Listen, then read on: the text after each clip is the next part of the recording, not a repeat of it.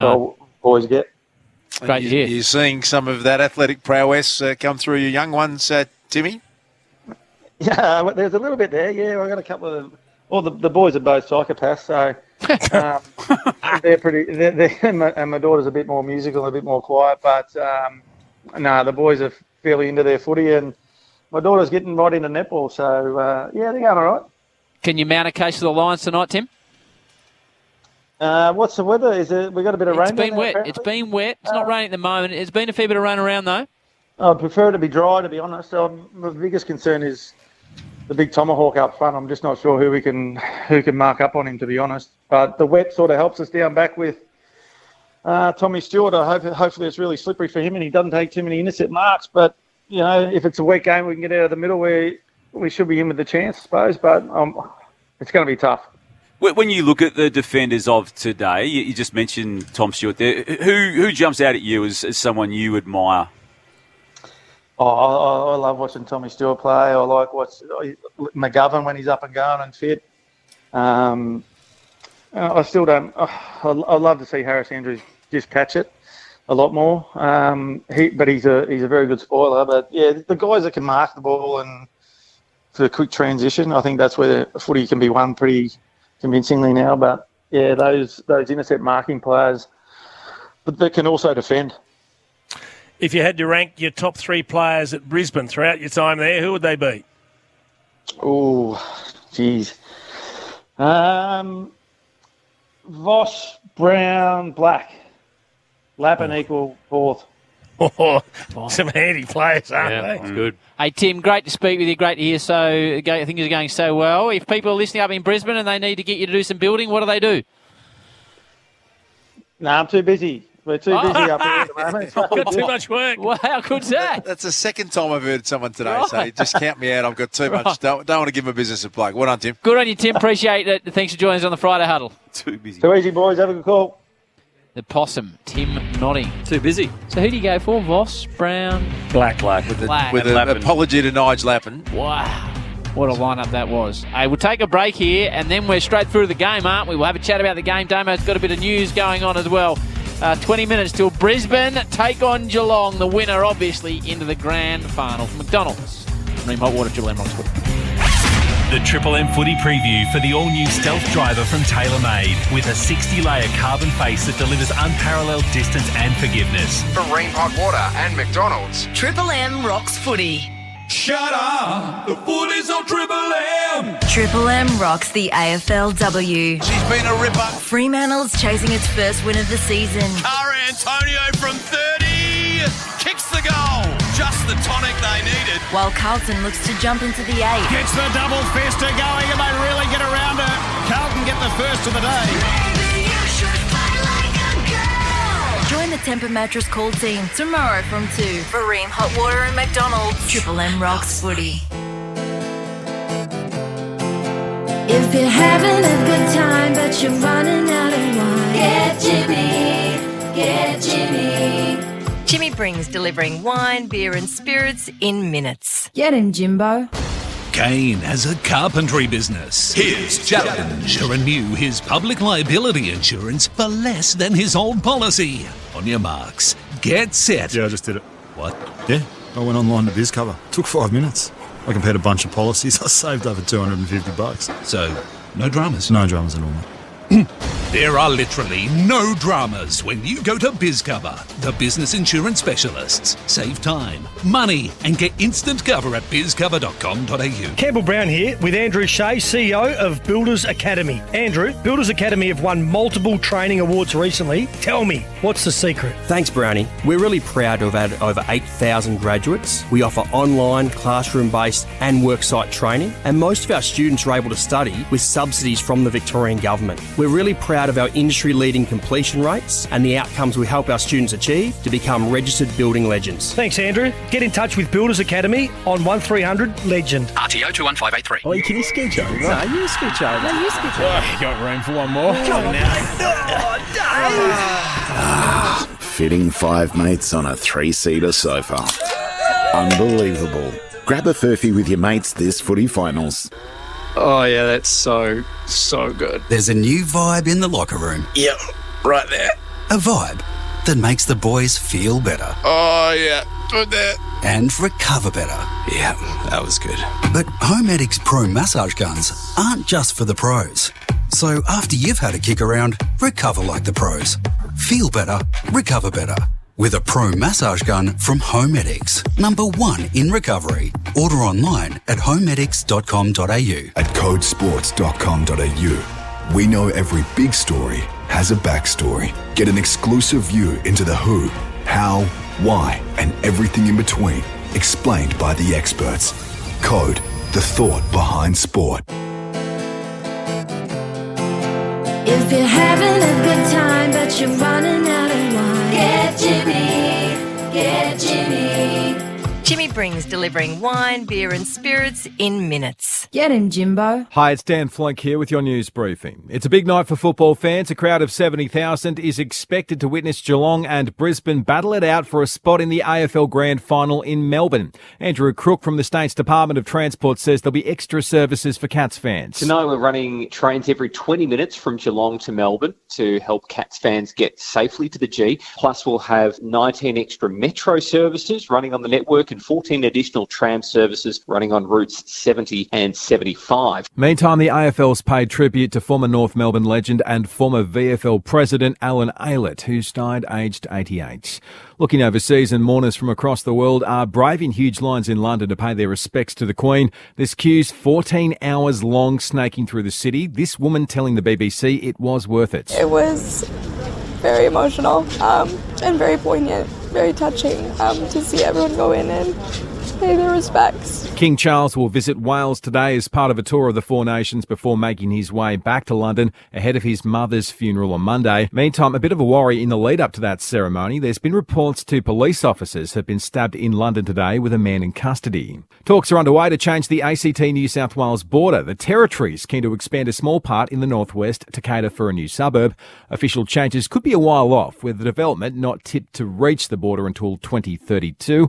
And the head of the RBA has all but confirmed a cash rate rise in October. He reckons they'll deliberate over a 0.25 to 0.5% rise. Journey to Middle-earth with the brand new series The Lord of the Rings, The Rings of Power. Watch now on Prime Video. Start your 30-day free trial with Prime Video today. Triple M Melbourne weather. Showers, a low of 10 tonight. Wet again tomorrow, a top of 15. More rain expected Sunday. The new season of Hamish and Andy's Remembering Project podcast is now available exclusively on Listener.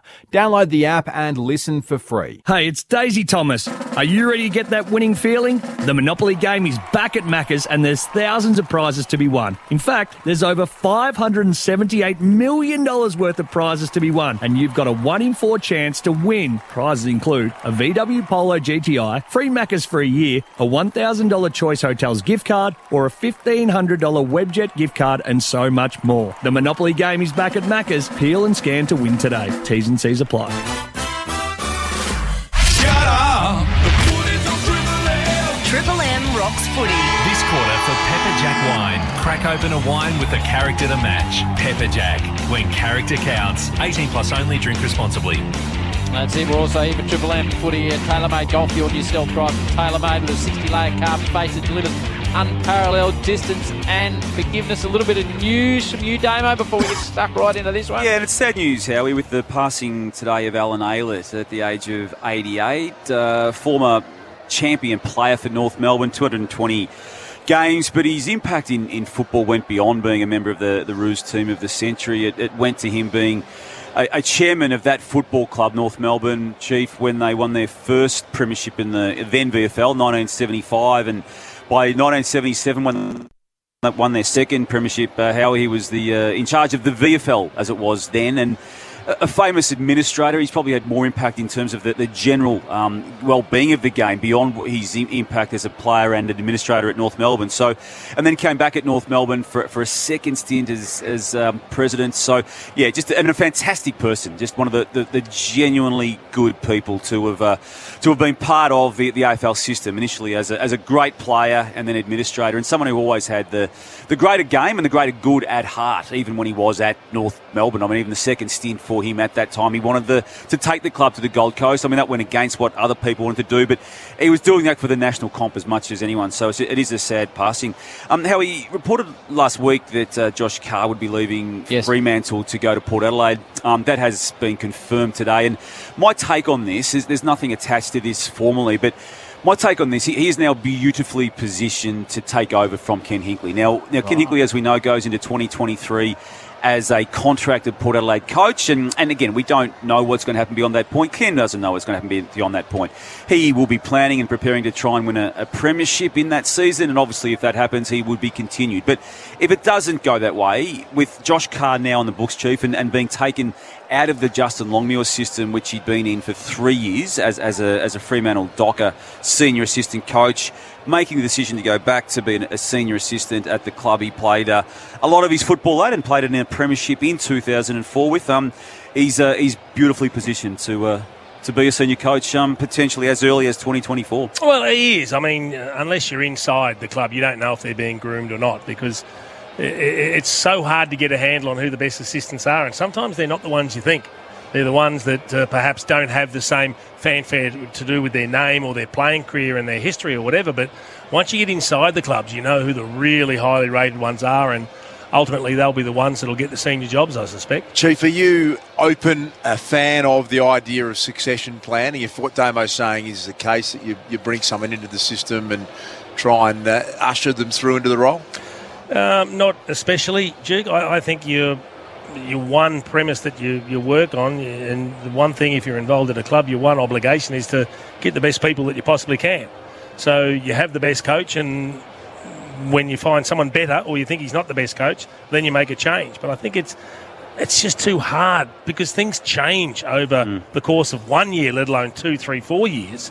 I just think it's really difficult to try and forecast what's going to happen a few years down the track. Darcy, he coached in his own right in the Stanford and won a premiership, I think it was 2018, and then his friendship as a player, as it was with Justin Longmuir at his second stint at an AFL club, this is Josh, got him then across to the Dockers, and prior to being a coach in the Stanford, he had coached at Port Adelaide. So again, there's nothing attached to that, and I don't expect the club to even link his name to the next coach at this early stage. But I do know that he's made the decision thinking I believe he's made the decision thinking that's a possibility, and it could well be. But they may not be succession planning. They may just see him as a great assistant coach, and then you find out once they're in the system whether they can go further.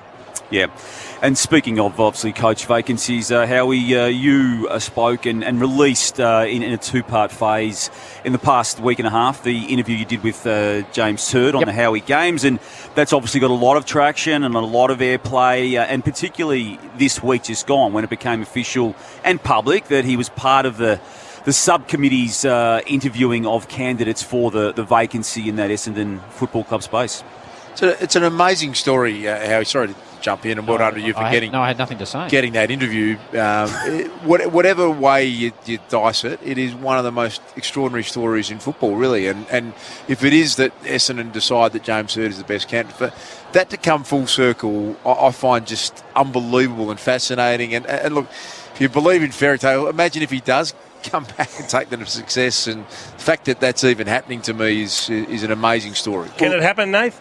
Well, it can happen, Jason, but I'd be worried, like, you step out of football, and if you're out of football for 2 years, so many things change. You had football for 3, 4. He's been out for 7 years, so much changes in that time for all of a sudden just to pick it up and become... I've got no doubt that if he got there, he'd do a good job, but just 7 years out of the game, no assistant coach... No, nothing. I just think it's a massive job to do after that amount of time. But if they do, I mean, you wouldn't stand in their way, and good luck to them because everybody deserves a second chance. I agree with the second chance component of this, Brownie, and I would like James Hurd to get a second chance. I just can't believe the second chance could come at the club that he ultimately had oversight. Well, because they're entertaining it and they've been told to take out fact of what's happened in the history. Well, you can't take it out. There were 34 players missed a season of their football careers. But they've been told to take it out. So the people doing the job of selecting the coach have been told, park that to this side. Is that public, is it? That's the case? Just how they interview and how they go in this interview process. How do you know that, judge them on them to start with. I'm sorry, you cannot take out that past with James Hurd when it comes to the Essendon Football Club. As well, but I think who you been talking to, that's Nate? what they've been gave you that to. insight. That's what they've been instructed How to do do, you know? Damien. How do you know they've been instructed? I just know, Jason. What's your source? Who gives up their sources? Ask Damien to give up his source. You normally give up everything. If it was you, I'd give you up straight away. That's a new fact that hasn't been tabled before, and I'm interested. Trying to find out if it's a credible source. I actually am too. The subcommittee's been told to disregard. I believe so, Damien. Yeah, yes. I'm not doubting. I'm just saying I haven't heard that. And just on how they present. But I look in the interview process. I just find it staggering that 34 players under his watch missed a full season of their football careers because of something that he ultimately was in charge of at that point in time. And we've all got the versions, and we've all heard what he's had to say. And we heard him say to Howie that there were two people he most blames still for what happened. And I didn't hear enough remorse in that interview, Howie, as much as it was more than he'd said, I think, prior to that time. I would be absolutely stunned if it happened. I mean, it would be an amazing story, and it'd be fairy tale sort of like. But to me, going backwards to go forwards is kind of, I don't know, it doesn't sit right with me for whatever reason, and I'm only looking from the outside. So those people entrusted with making the decision will make the best decision they possibly can for the Essendon Football Club, and the sooner they get things back on track, the better for the competition. Joel Selwood tonight breaks Michael Tuck's record. Equals Michael Tuck's record. 39, finals. 39 finals. It's 2 full seasons, Howie, of AFL football. It's a joke. Playing 39 finals. Tucky played till he was, 38, 39? 39. Yeah. Yep. It's an unbelievable record. It's extraordinary. 39. It's 2 seasons. 2 seasons of finals. Quite extraordinary. It's a joke. Extraordinary performance. Damo, we might just get a headline or two from you. Yeah, we're going to go a royal theme, obviously, with what's going on. Check your phone as well before you go. Oh, okay, that's a very good point. I'll just buy some time as I do this, Howie. Yep. We're going to just go with the Charlie Cameron. Yeah. Obviously, it's a good name, Charles. So Charlie becomes king. Oh, okay. You like that one? Yep. And Nat Edwards is now King Charles. Okay. To the first preliminary final between the Geelong Cats and the Brisbane Lions. The AFL acknowledges the Wurundjeri people of the Kulin Nation, the traditional owners of the land we gather on today, and pay our respects to elders past, present and emerging. We acknowledge we play our great game on this land and respect the cultures of all First Peoples, their contribution to our nation and their contribution to the game of Australian rules football. To conduct an official welcome to country tonight, please welcome Wurundjeri Elder Uncle Colin Hunter Jr.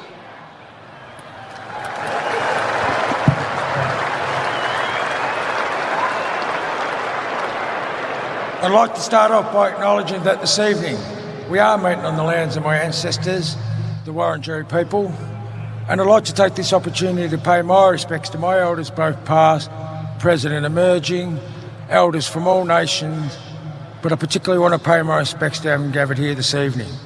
Wominjeka welcome. Wurundjeri Balak, Yimin Kondi Bik. The Wurundjeri people welcome everyone to land today. Wurundjeri, no, Buddinbor War, Kondi Nangnak, Dubin and Big Bullock Bor, Tillican.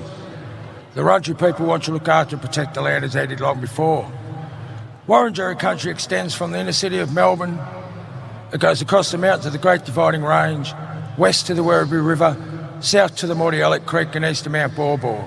And the Wurundjeri people are part of the Kulin Nation and of the Walrong language group. And while you're on Wurundjeri country, you're most welcome to the traditional lands and the waterways of the Wurundjeri people. So Wominjeka, enjoy the game.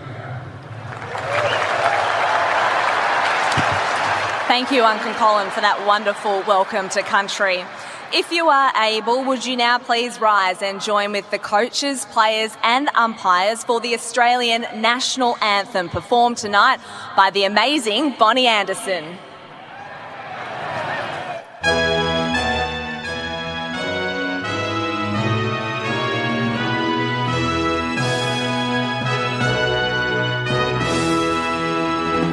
Australians, oh, let us rejoice, for we are one and free, with gold and soul and wealth atoil. Our home is girt by sea, our land abounds in these gifts of beauty, rich and rare. In history's page, let every stage advance Australia fair. In joyful strains and let us sing. Advance Australia fair. One of the great moments in Australian sport, the roar after the national anthem at a preliminary final. Geelong looking to qualify for a 19th AFL-VFL Grand Final. The Lions, as a standalone operation, looking to qualify for their 5th. The crowd 10 minutes ago, Chief, we were a bit concerned, but gee, they've come late, Jason Dunstall. Yeah, it looks good. Not quite as big as a couple of the games last week, but we're going to have a great crowd here. The conditions look to have cleared up. It looks pretty good for football right now, and this should be a cracking contest. I think most people would accept that Geelong have been the best team of the home and away season, and they got their way through week 1 of the final, straight through to a prelim. I think a little bit more unpredictable is what we're expecting from the Brisbane Lions, but they have gained great confidence over the last 2 weeks. Bob Jane T-Mart to get the new HB NVX 360 available now at Harvey Norman. We'll get to Tommy Brown. Let's just hear the toss in the middle. Dane Zorko, Joel Selwood now. It'll be your call in the air, Dane. Dane's calling. Tells us the call. It's a heads. Joel wins, Thanks, and he'll guys. kick to the right of your radio dial. The Ponchford stand in. Tommy Brown, come in. Howie, you mentioned the crowd. It has absolutely built in the last 5 or 10 minutes. It was expected perhaps to be around 60, low 60s. I think it'll be up in the mid-70s or high 70s by the time everyone gets in. In terms of the conditions, I was here for a cross at 4:30 this afternoon on TV. It was pouring rain, but the clouds have cleared still, and you have to say pretty perfect conditions for Friday night football. An awesome atmosphere, boundary side. It's a privilege to be here, Howie. If they want to be able to compete tonight, Brisbane, they cannot start the way they started last week. 3 goals, 6-1 behind, and the Demons gave them every opportunity to get back into the game. If that's the way they start tonight, Geelong just don't allow sides to get back in the game, so they need to start well. I'll be interested to see how aggressive they are, Geelong, with Charlie Cameron. We spoke to Eddie Betts before the game. You can't give him space to run. I look at Geelong. They haven't got the perfect matchup for him. Maybe Buse, maybe Kolodjasny, but expect them to be aggressive, and I can't wait for Patrick Dangerfield. I think he's due. I think he's been down a little bit this year. I think preliminary final night tonight is the night that Danger comes back. How much attention do they put into Lachie Neale, Brownie?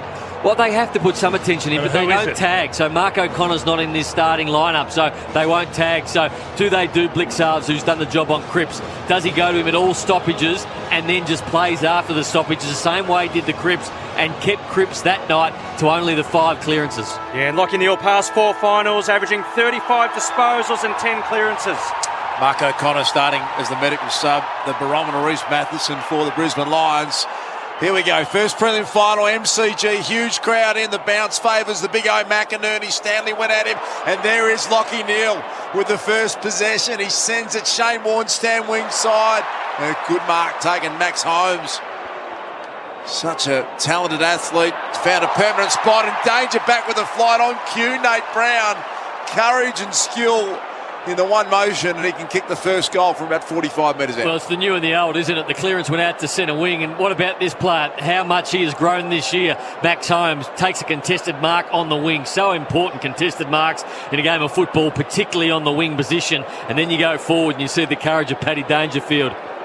This hasn't always been his go-to, Paddy. Career set shots 58%, directly in front for the ideal start for the Cats. Danger launches and Danger delivers. Cats couldn't have asked for a better start. His teammates come from everywhere to get around Paddy. Geelong won straight 6. We've got the Brisbane Lions yet to score. The Triple M Pepper Jack Wine scoreboard. Our man in the back row pretty happy. Said Paddy was going to tear it apart. He's had one kick to goal. Only a minute in, Howard. Yes, Long time to go. I know. Not sure it was the purest kick off the boot either. She wobbled a bit, but it's in the book, and that's exactly what they want to do. They want to assert themselves early.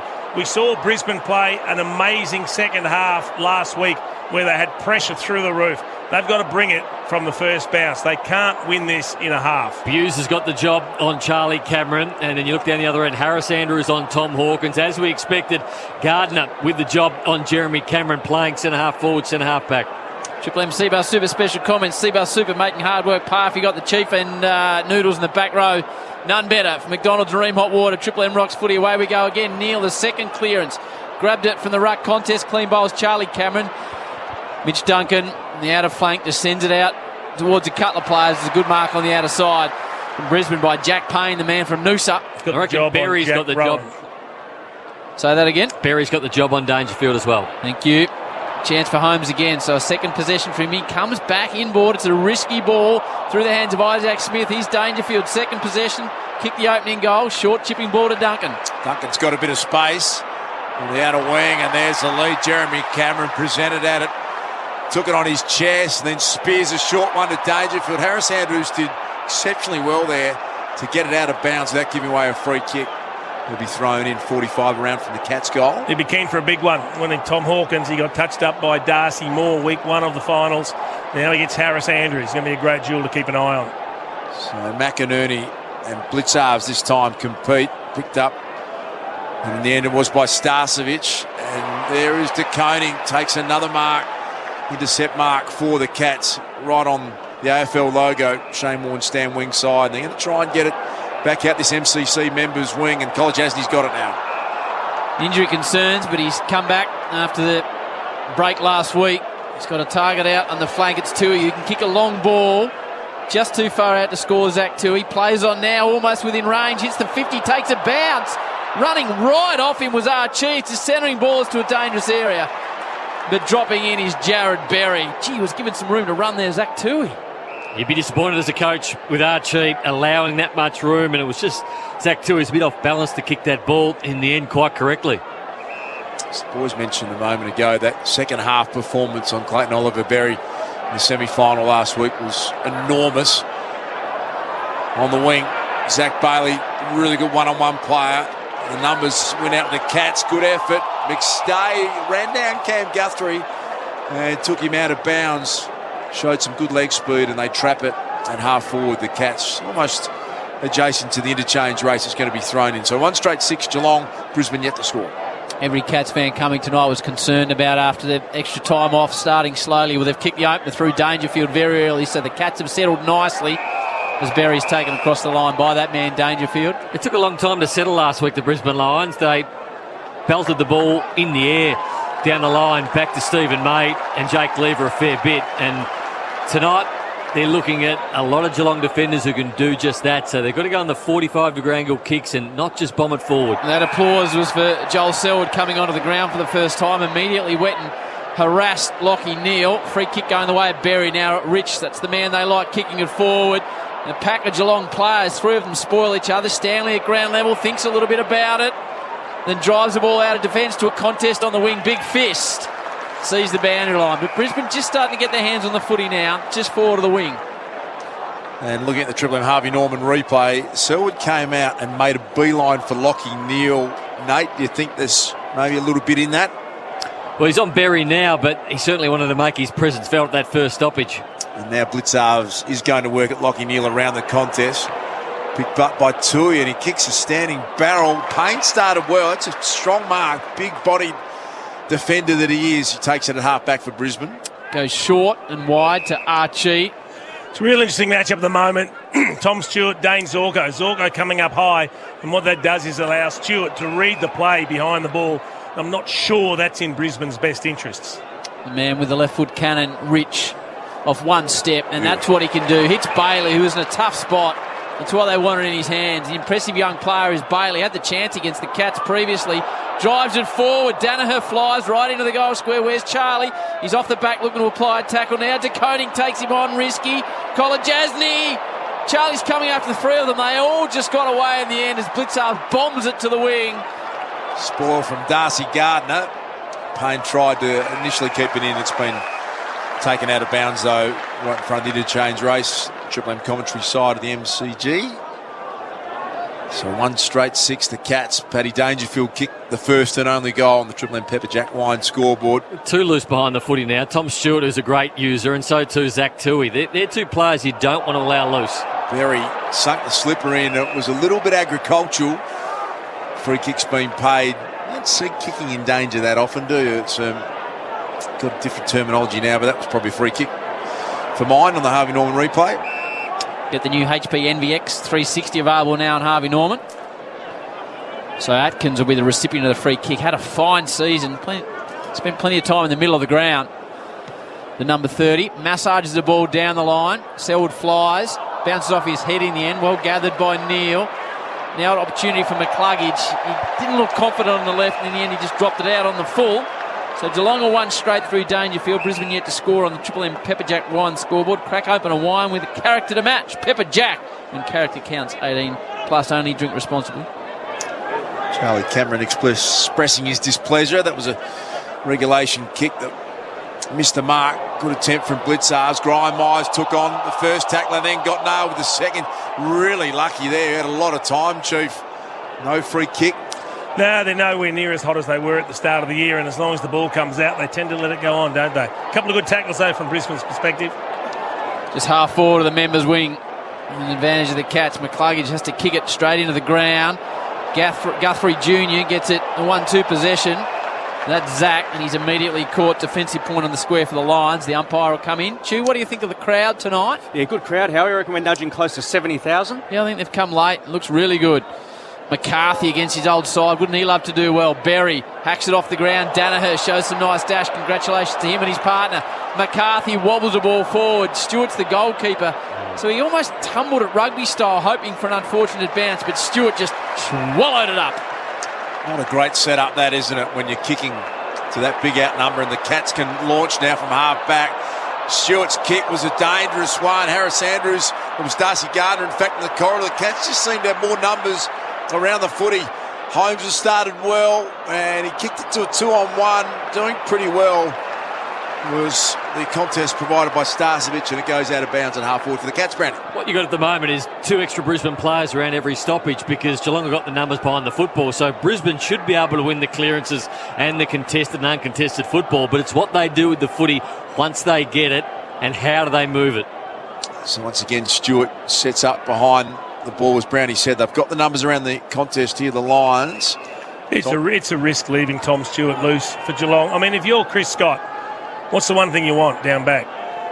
Tom Stewart roaming loose. Absolutely. Oh, he uses the ball so well when he wins it as well. So how do you stop it happening, Chief? It's a difficult one. So they're obviously concerned about controlling the ball at the stoppages. Selwood caught in a tackle. Just spills it free. Starcevic tries to hack it out of midair. Doesn't really go far. Home started the game well. He's tackled again, Chief. So what do you do? Well, as we saw before, when McCarthy got the ball, he looked up, he's running towards inside 50 and there's nobody there. So you've got to produce other options. A little short lateral, you've got to run and carry, you've got to link up, but didn't have the opportunity to on that occasion. And a lot of that's going to depend on Geelong's pressure. So, Chief, you're assuming this is a motor play. Brisbane are prepared maybe not to get jumped at the start of this game? I think they want to dominate possession, try and control the footy. So they do win the clearance with that extra number. McCluggage, what a brilliant player he's become. Put it out in front of McCarthy. Joe Danaher came in to Rayner, who stepped through heavy traffic. Now that's a good build-up. And Linger McCarthy went back, took a slips catch with one hand. Brilliant effort.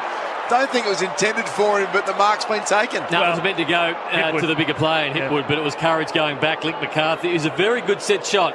Around 45 to 40 out. He might be just a tiny bit, but he's one of the best kicks for set shot goal in the competition. But that was better play.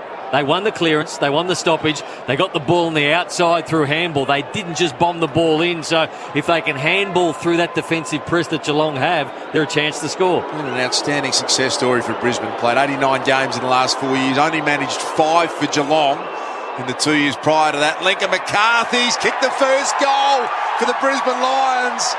He loves it. And they really have steadied here, Brisbane. It's a goal apiece, approaching the halfway mark of this first term. That is all on the Triple M Pepper Jack wine scoreboard. So it's a good finish. I reckon that's gone through and nearly carried the fence. As soon as he kicked it, he looked up here and said, "Cop that, Brownie, I can kick 50." But you're right, that is the blueprint of what Brisbane want to do. If you're going to have the extra around the stoppage, run, carry, control the footy. They were able to do that and still find a target ahead. You've got to circumvent the intercept marking of Geelong. You've got to be able to handball out of trouble tonight. If they've got the extra number or extra 2 numbers, they should have someone to give it to every time. If they're putting it on the boot too early, the numbers behind the footy are going to mop it up. So Brisbane, watch for them tonight to handball out of trouble and through the congestion. Clearance is 6-2 Brisbane's way. Their opening goal from a stoppage. Rayner was good through traffic there. He's the one that passed it to McCarthy. He had players left, right and centre and just worked his way through it. So the big O in the ruck. Free kick. Hold going the way of Brisbane. Advantage played. It was Neal's free kick, but McCluggage took it on. So Brisbane going nicely here. Bailey wanted a man encroaching on the mark. Wasn't paid. Down towards Hipwood. Danaher spills to ground. Geelong defenders to Koning. Caught by Charlie Cameron. He's going to cause havoc down there tackling tonight. Few times Geelong players have just taken that extra step, and Charlie is on the hunt. He was lucky not to get a free kick against Very lucky. Koning. Very lucky. Not sure how he disposed of the footy, Chief, and that Triple M Harvey Norman replay. Charlie Cameron asking that question. Is Zach Bailey ridden? Looked like almost in the back from Selwood. How is that not a free kick? It had to be a free kick. However, they've missed it. It's just a mistake, or the umpire blindside. And McCluggage, dangerous. The Lions have had a good patch here, picked up though by Atkins. He plays his role really well for the Cats. Gets it out to half-back. Payne dropped the mark. It's been taken back though by Starcevic inside 50. Good mark. Dangerfield. He started well, Nate. He has, and he's going to go straight up the middle, attacking kick. He's oiled up. There's Danger going down towards Hawkins. Another man that likes to oil. Works out well, though, to McStay. Now McCarthy doesn't take any time. Drops it forward. De Koning's in the hole this time. And again, it was McCarthy didn't look for the short option, Chief, and the Cats had the spare loose back there. Yeah, and Joe Danaher had to commit. He had to commit and make a contest there, and he just watched De Koning take the intercept mark. Well done by McStay. Got the fist in on the wing. It was had the binoculars on Joe Danaher. That's one thing you can almost guarantee he'll fly. And I can see Chris Fagan. I reckon he's going to send that message out to Joe. If we've got the extra number up, we need you to. They're in the game. They're in the game. 7 of the last 8 inside 50s for Brisbane. Scores a level. And here's Lockie Neal, the star. Smother was really good. Close off the boot of Berwick. Comes back to him. He gets it to Graham Myers. Myers panics with the kick. Pops it out of bounds on the full. 1 foot on the line. Good defensive pressure from close, wasn't it? Smothering the kick from Berry. Score a 1 in 4 chance to win the Monopoly game at Macca's ends 18th of October. For full terms, visit mcdonalds.com.au. So Brisbane. 3 of the prime movers for Geelong yet to touch it, Howie. Smith, Guthrie and Selwood. Really? Rayner, he's had a couple of possessions. Again, works his way through traffic. Makes it a little bit tough for Answorth, but he progresses the ball forward by hand. Brisbane looking the goods at the moment. Bailey off the instep. Down towards Charlie Cameron. He wants to get it out the back. But Buse is there to make sure that doesn't happen. Every defender's nightmare if it's over the back and Charlie's away. He does like to look back at the blokes kicking it inside 50, Charlie, and give him a piece of his mind, doesn't he? They've had 8 of the last 10 inside forward 50, the Brisbane Lions. Nice crowd for this prelim final at the MCG. In front, Blitzar's in the ruck, handed it to Atkins, to College-Jazz. This is all happening in defence to the sure hands of the 4-time All-Australian Stewart. And there's Kitty Colton, though, taking the intercept mark right on the wing on the MCC member side here at the MCG. What are they doing here, Chu? They seem to be dominating possession, the Lions. Yeah, they are. Well, their last 10 minutes, they're at +7, but their pressure's ramped up inside the last 10 minutes. They're going at 193, as Jason mentioned. Second half of last week, they're at 214. Wilmot, third game, third final? Yep. What a start to his career. The young man, Darcy Wilmot, listed at 75 kegs out of Montmorency. So Brisbane have got it on the outer wing. It'll be another inside 50 ball. Again, the big boys from Geelong are in the hole. This time, Danaher affects the spoil. Cameron gets a possession immediately wrapped up. Tries to apply a tackle himself. Holmes works the way through it by hand to Myers. Close. Now Zach Guthrie's forced to go for a check side and got it off the wrong side of the footy. Out on the full, and Geelong are under pressure. So you start always thinking a little bit, Chief and Nate, that one game in 3 weeks that is an anomaly a bit of the modern system, and you can't help but think occasionally get a bit of rust in that time. They just haven't been able to start the way they've wanted to start. The Cats, they haven't been able to have the ball in their half of the ground. Brisbane have dominated clearances, so they've had the ball on their terms in their half of the ground, and the extra number up on the ball's been good for us. Here's Answorth, just misread the play badly. He's coughed it up to Holmes. He comes in board to Guthrie. They're dangerous here, the Cats. Henry provides the run. Going to send it to the goal square. Stengel's got a one-on-one. He's been infringed. Had a jump. They've gone the other way. She's to the naked eye. Must have been a jumper tug. Yeah, the right hand, he grabbed him around the top of the jumper and you could see it stretch up. That's what the umpire saw first. Could have gone either way. Coleman off one step. It's a risky ball. Put it up in front of Berry. Oh, that should be 50 against Stewart too. Tell you what, that's lucky. Tommy, Jared Berry went for that one-handed. They kicked the goal too on the back of it. Disallowed. 50's not called. Geelong fans thought it was a goal, but the free kick had already been paid to Berry. Vocal crowd. Now McCluggage, centre half back for the Lions. Dangerfield with the first. McCarthy replied. 1 goal apiece. And the mark's taken on the outer side by Kolodjasny. Sends a high, long kick. This Kolodjasny. It's a true centre forward. Harris Andrews with the spoil. Robertson picked it up pretty well off his toes. Dumps it back down the line. Stewart, look how clean he is. It wasn't an easy ball to take. He made it look incredibly easy. Zach Guthrie looking for close. He's a clever player. Put the one hand out. Cameron tried to get it to Stengel. Stengel did brilliantly. Managed to get hold of it again. Standing in the way, though, was Berry. Stengel tried a third attempt. The Lions defenders working overtime. And McCluggage was wrapped up in a tackle, so the Cats will get a throw up at 45 metres out from their goal. 1 straight 6 apiece. 8 minutes remaining in the first term. McCluggage tries to go off the ground. Close. Myers to Atkins. Wobbles it forward to the dangerous Stengel. Dangerfield comes in to Cam Guthrie. 30 out from his attacking goal. Umpire will separate them. A goal apiece on the Triple M Pepperjack wine scoreboard. Crack open a wine with a character to match Pepperjack. When character counts, 18 plus only. Drink responsibly. Another chance. Dangerfield kick was partially smothered. Bouncing ball. Stengel and Starcevic is a matchup. Stengel's tackled brilliant. And he's going to get rewarded for it here. Not enough attempt from Starcevic to get rid of it. What do you think of that, Nate? Look, he picked it up, and I think he thought the umpire was going to say you had no prior opportunity, but he had the ball in one hand. He just didn't make an attempt. So he had one arm ping, and he had no choice but to nod his head as if he was trying to get it out, and the umpire saw straight through that, but he did not try to get it out. Perfect tackle by Stengel. Yeah, almost the perfect tackle, as you said, Nate. Tyson Stengel running around the Sandful last year, the listed free agent, and now an All-Australian. Can he kick his second goal of the night for the Cats? He's gone the banana. It was brilliant. Right in front of the Cats fans. Superb stuff, Tyson Stengel. One of the great stories in recent times. The Cats have that 1 straight 6-point lead. It's 2 straight 12 to 1 on the Triple M Pepperjack wine scoreboard.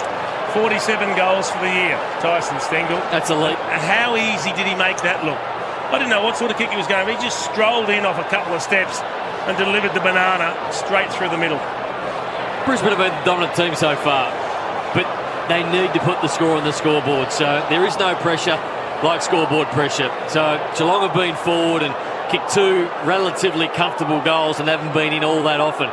Brisbane have had all the play. They've dominated possession. They've dominated clearances, but they haven't quite put it on the scoreboard just yet. Patrick Dangerfield, number 1 ranked player, 6 disposals, 1 clearance and a major. Triple M Red Z Lenders, the 2 man in his 21st season of finals. Red Z Lending loans for the self-employed. 2 goals to 1, the way of the Cats. 6.5 to go, first term. Umpire needs to come in as Zorko pops himself up off the ground. Holmes is standing him at the moment. McInerney gets a fist on it, only as far as Cam Guthrie. Now Reece Stanley also caught by Lockie Neal. What are you seeing, Chew? Some low numbers for the Lions. Cameron and Hipwood statless, along with Zorko. For the Cats, Hawkins and Smith also statless. Dangerfield, possession number 7. Stu-Man Tolters leads all. Well done by Payne. Looks like he's got the job on Rowan. Close. Clever hand pass out the back to Guthrie. Now Blitzarves. Talented football, wonderful athlete. Kicks out towards the boundary line. Cameron goes the one hand. Pours it back in.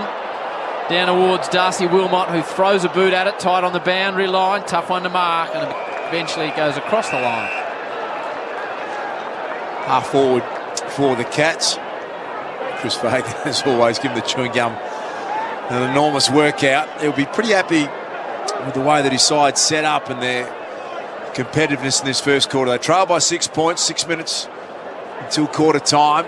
Gardner's got the big job, and Jeremy Cameron. Stanley won it out, but he handed it straight back to Answorth.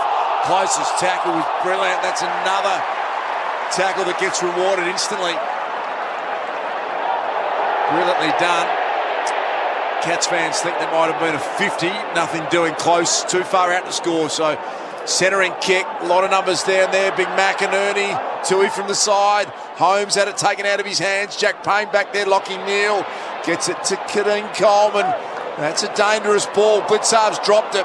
Stanley again.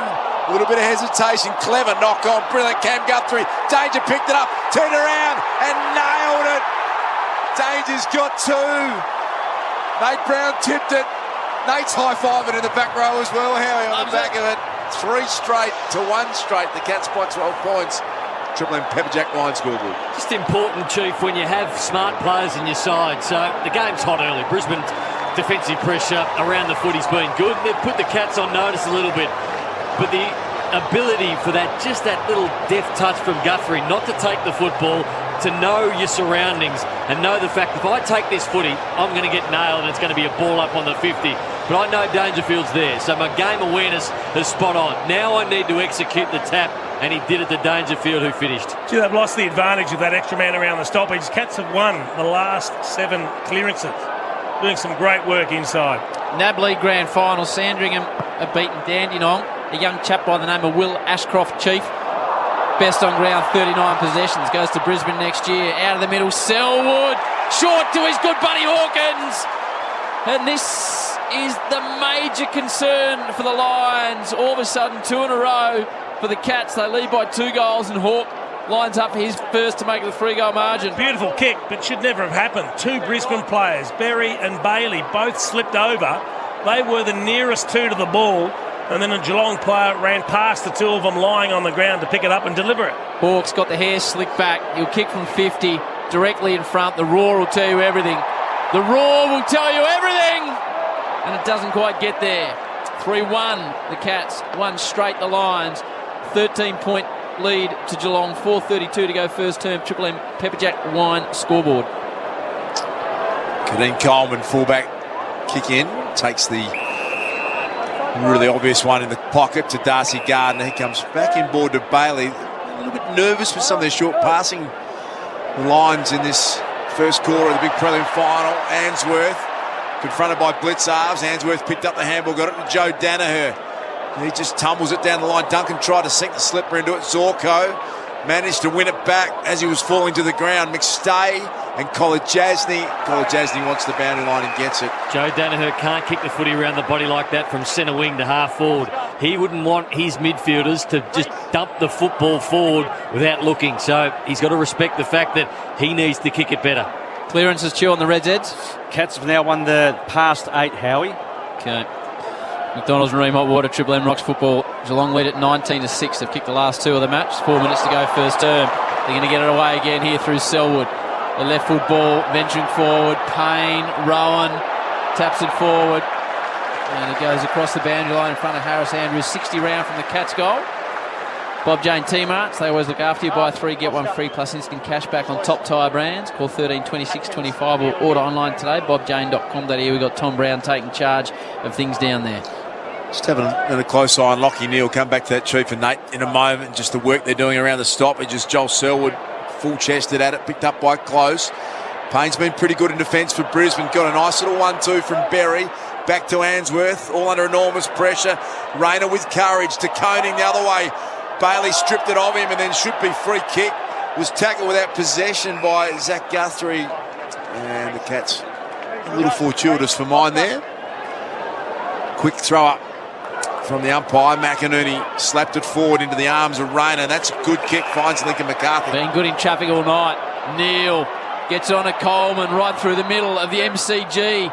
It's a strange kick, but it might work out in the end because just drifting back with the flight was Cal Archie, who marks, saw him out of the corner of his eye, about 35 out, 6 metres inside the boundary in front of the Shane Warne stand out of side. If I'm the coach of the Brisbane Lions at quarter time, I'm getting as much vision of Cameron Rayner as I possibly can and say, this is the way I want to play. Have a look at Cam Rayner's 2 efforts in traffic. He's held the footy up. He's pushed himself to be able to tackle, but he gets out of the contest and then sets us up. Archie 7 goals 6 this season from a tight angle. Pops it home, fist in the air. Brisbane get the one they needed. Back to a 7-point margin. Geelong 3-1-19. Brisbane 2 straight 12. Triple M Pepper Jack Wine scoreboard. You can't understate or overstate how good that kick was from Coleman to Archie, because he was looking for Cameron. Cameron got caught leading up, then trying to double back, and very late in the piece, Coleman realised that's not the right option. I can't hit Cameron from there.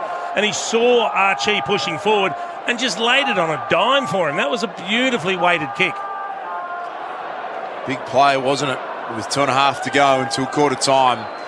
Back to just a 7-point margin in favour of the Cats. That's all on the Triple M Pepper Jack Wine scoreboard. A bit of rain around Melbourne today, but the ground here looks superb, and that is all cleared. So conditions are ideal for this prelim final. How many in the house, two men? I reckon close to 70,000, Das. So the Cats enjoy a 7-point lead. Bounce will be recalled. McInerney and Reece Stanley in the centre bounce. Just keep an eye on Lachie Neale, Chief. It seems whoever goes to him, whether it's Selwood or whether it's Tom Atkins, they're generally putting some physical pressure on him, whoever that matchup is at any given time. So Atkins on that occasion overran it slightly. It spills out to the wing. Zach Guthrie wrapped up. Good tackle. Almost a wrestling move that from Zorko. Got him in the figure 4 leg lock. Dragged him down. 2:21 to go before quarter time. The Cats lead it by 7. Selwood got one high. It's McInerney. He wants to go inboard. The options are there. Switches it all the way across to Stewart. Stands up well. So in the middle of the MCG, they've opened up the attacking 50. Stewart progresses it further to the outer side. Through Buse. Jasny by hand. Reece Stanley goes very short to Isaac Smith. Snapping ball from Isaac Smith. Too much on it. Haven't called his name a great deal so far. Isaac through for one behind.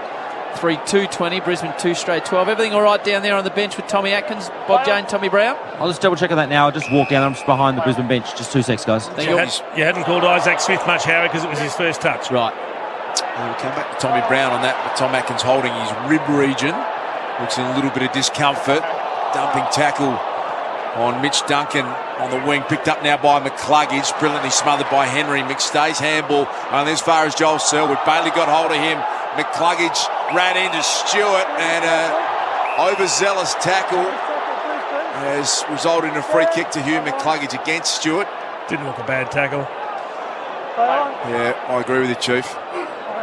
Hard to be delicate in that situation. Going back with courage, Jeremy Cameron all the way back to half back with 1:11 until quarter time. 8-point lead to the Cats. Nice left foot ball from Cameron to Jasny. Blitzar's back to Cameron. Geez, a good field kick. Hits Zach Tui. Now Zach Guthrie inside 50 to Hawkins.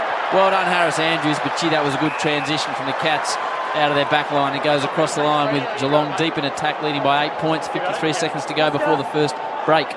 It's the beauty of Jeremy Cameron, isn't it, that he's got the wheels and the aerobic capacity to get back up and get himself into the game, as we just saw at half back. 53 seconds until quarter time. Boundary throwing in attack for the Cats. Hawkins, we know how dangerous he is in that situation. Sliding in. Selwood just wanted it more than anyone else in the field. Won it to close. Stengel, little fumble and out of bounds. So clock down to 42 seconds. 8-point lead to the Cats on the Triple M Pepper Jack Wine scoreboard. Dangerfield's kick 2, Stengel 1. McCarthy and Archie, the goal kickers for Brisbane, who trail by 8 points in the shadows of quarter time. McInerney to Smith, can't take clean possession. Wilmot just barrels out of defence any way he can. Rayner, who's been Brisbane's best player so far, to Zorko, just doing good things in traffic. There's that man Rayner, and eventually goes across the boundary on the outer side, deep into the term. Bob Jane, Tommy Brown. How it was Atkins that came off. He had a consultation with the doctor and the physio, and he's not on the bench now, so I think he's just getting consulted down the room. So I'll bring you an update shortly. On your Brownie. Saw the Triple M Harvey Norman replay, Nate. There was nothing in it, was there? It was.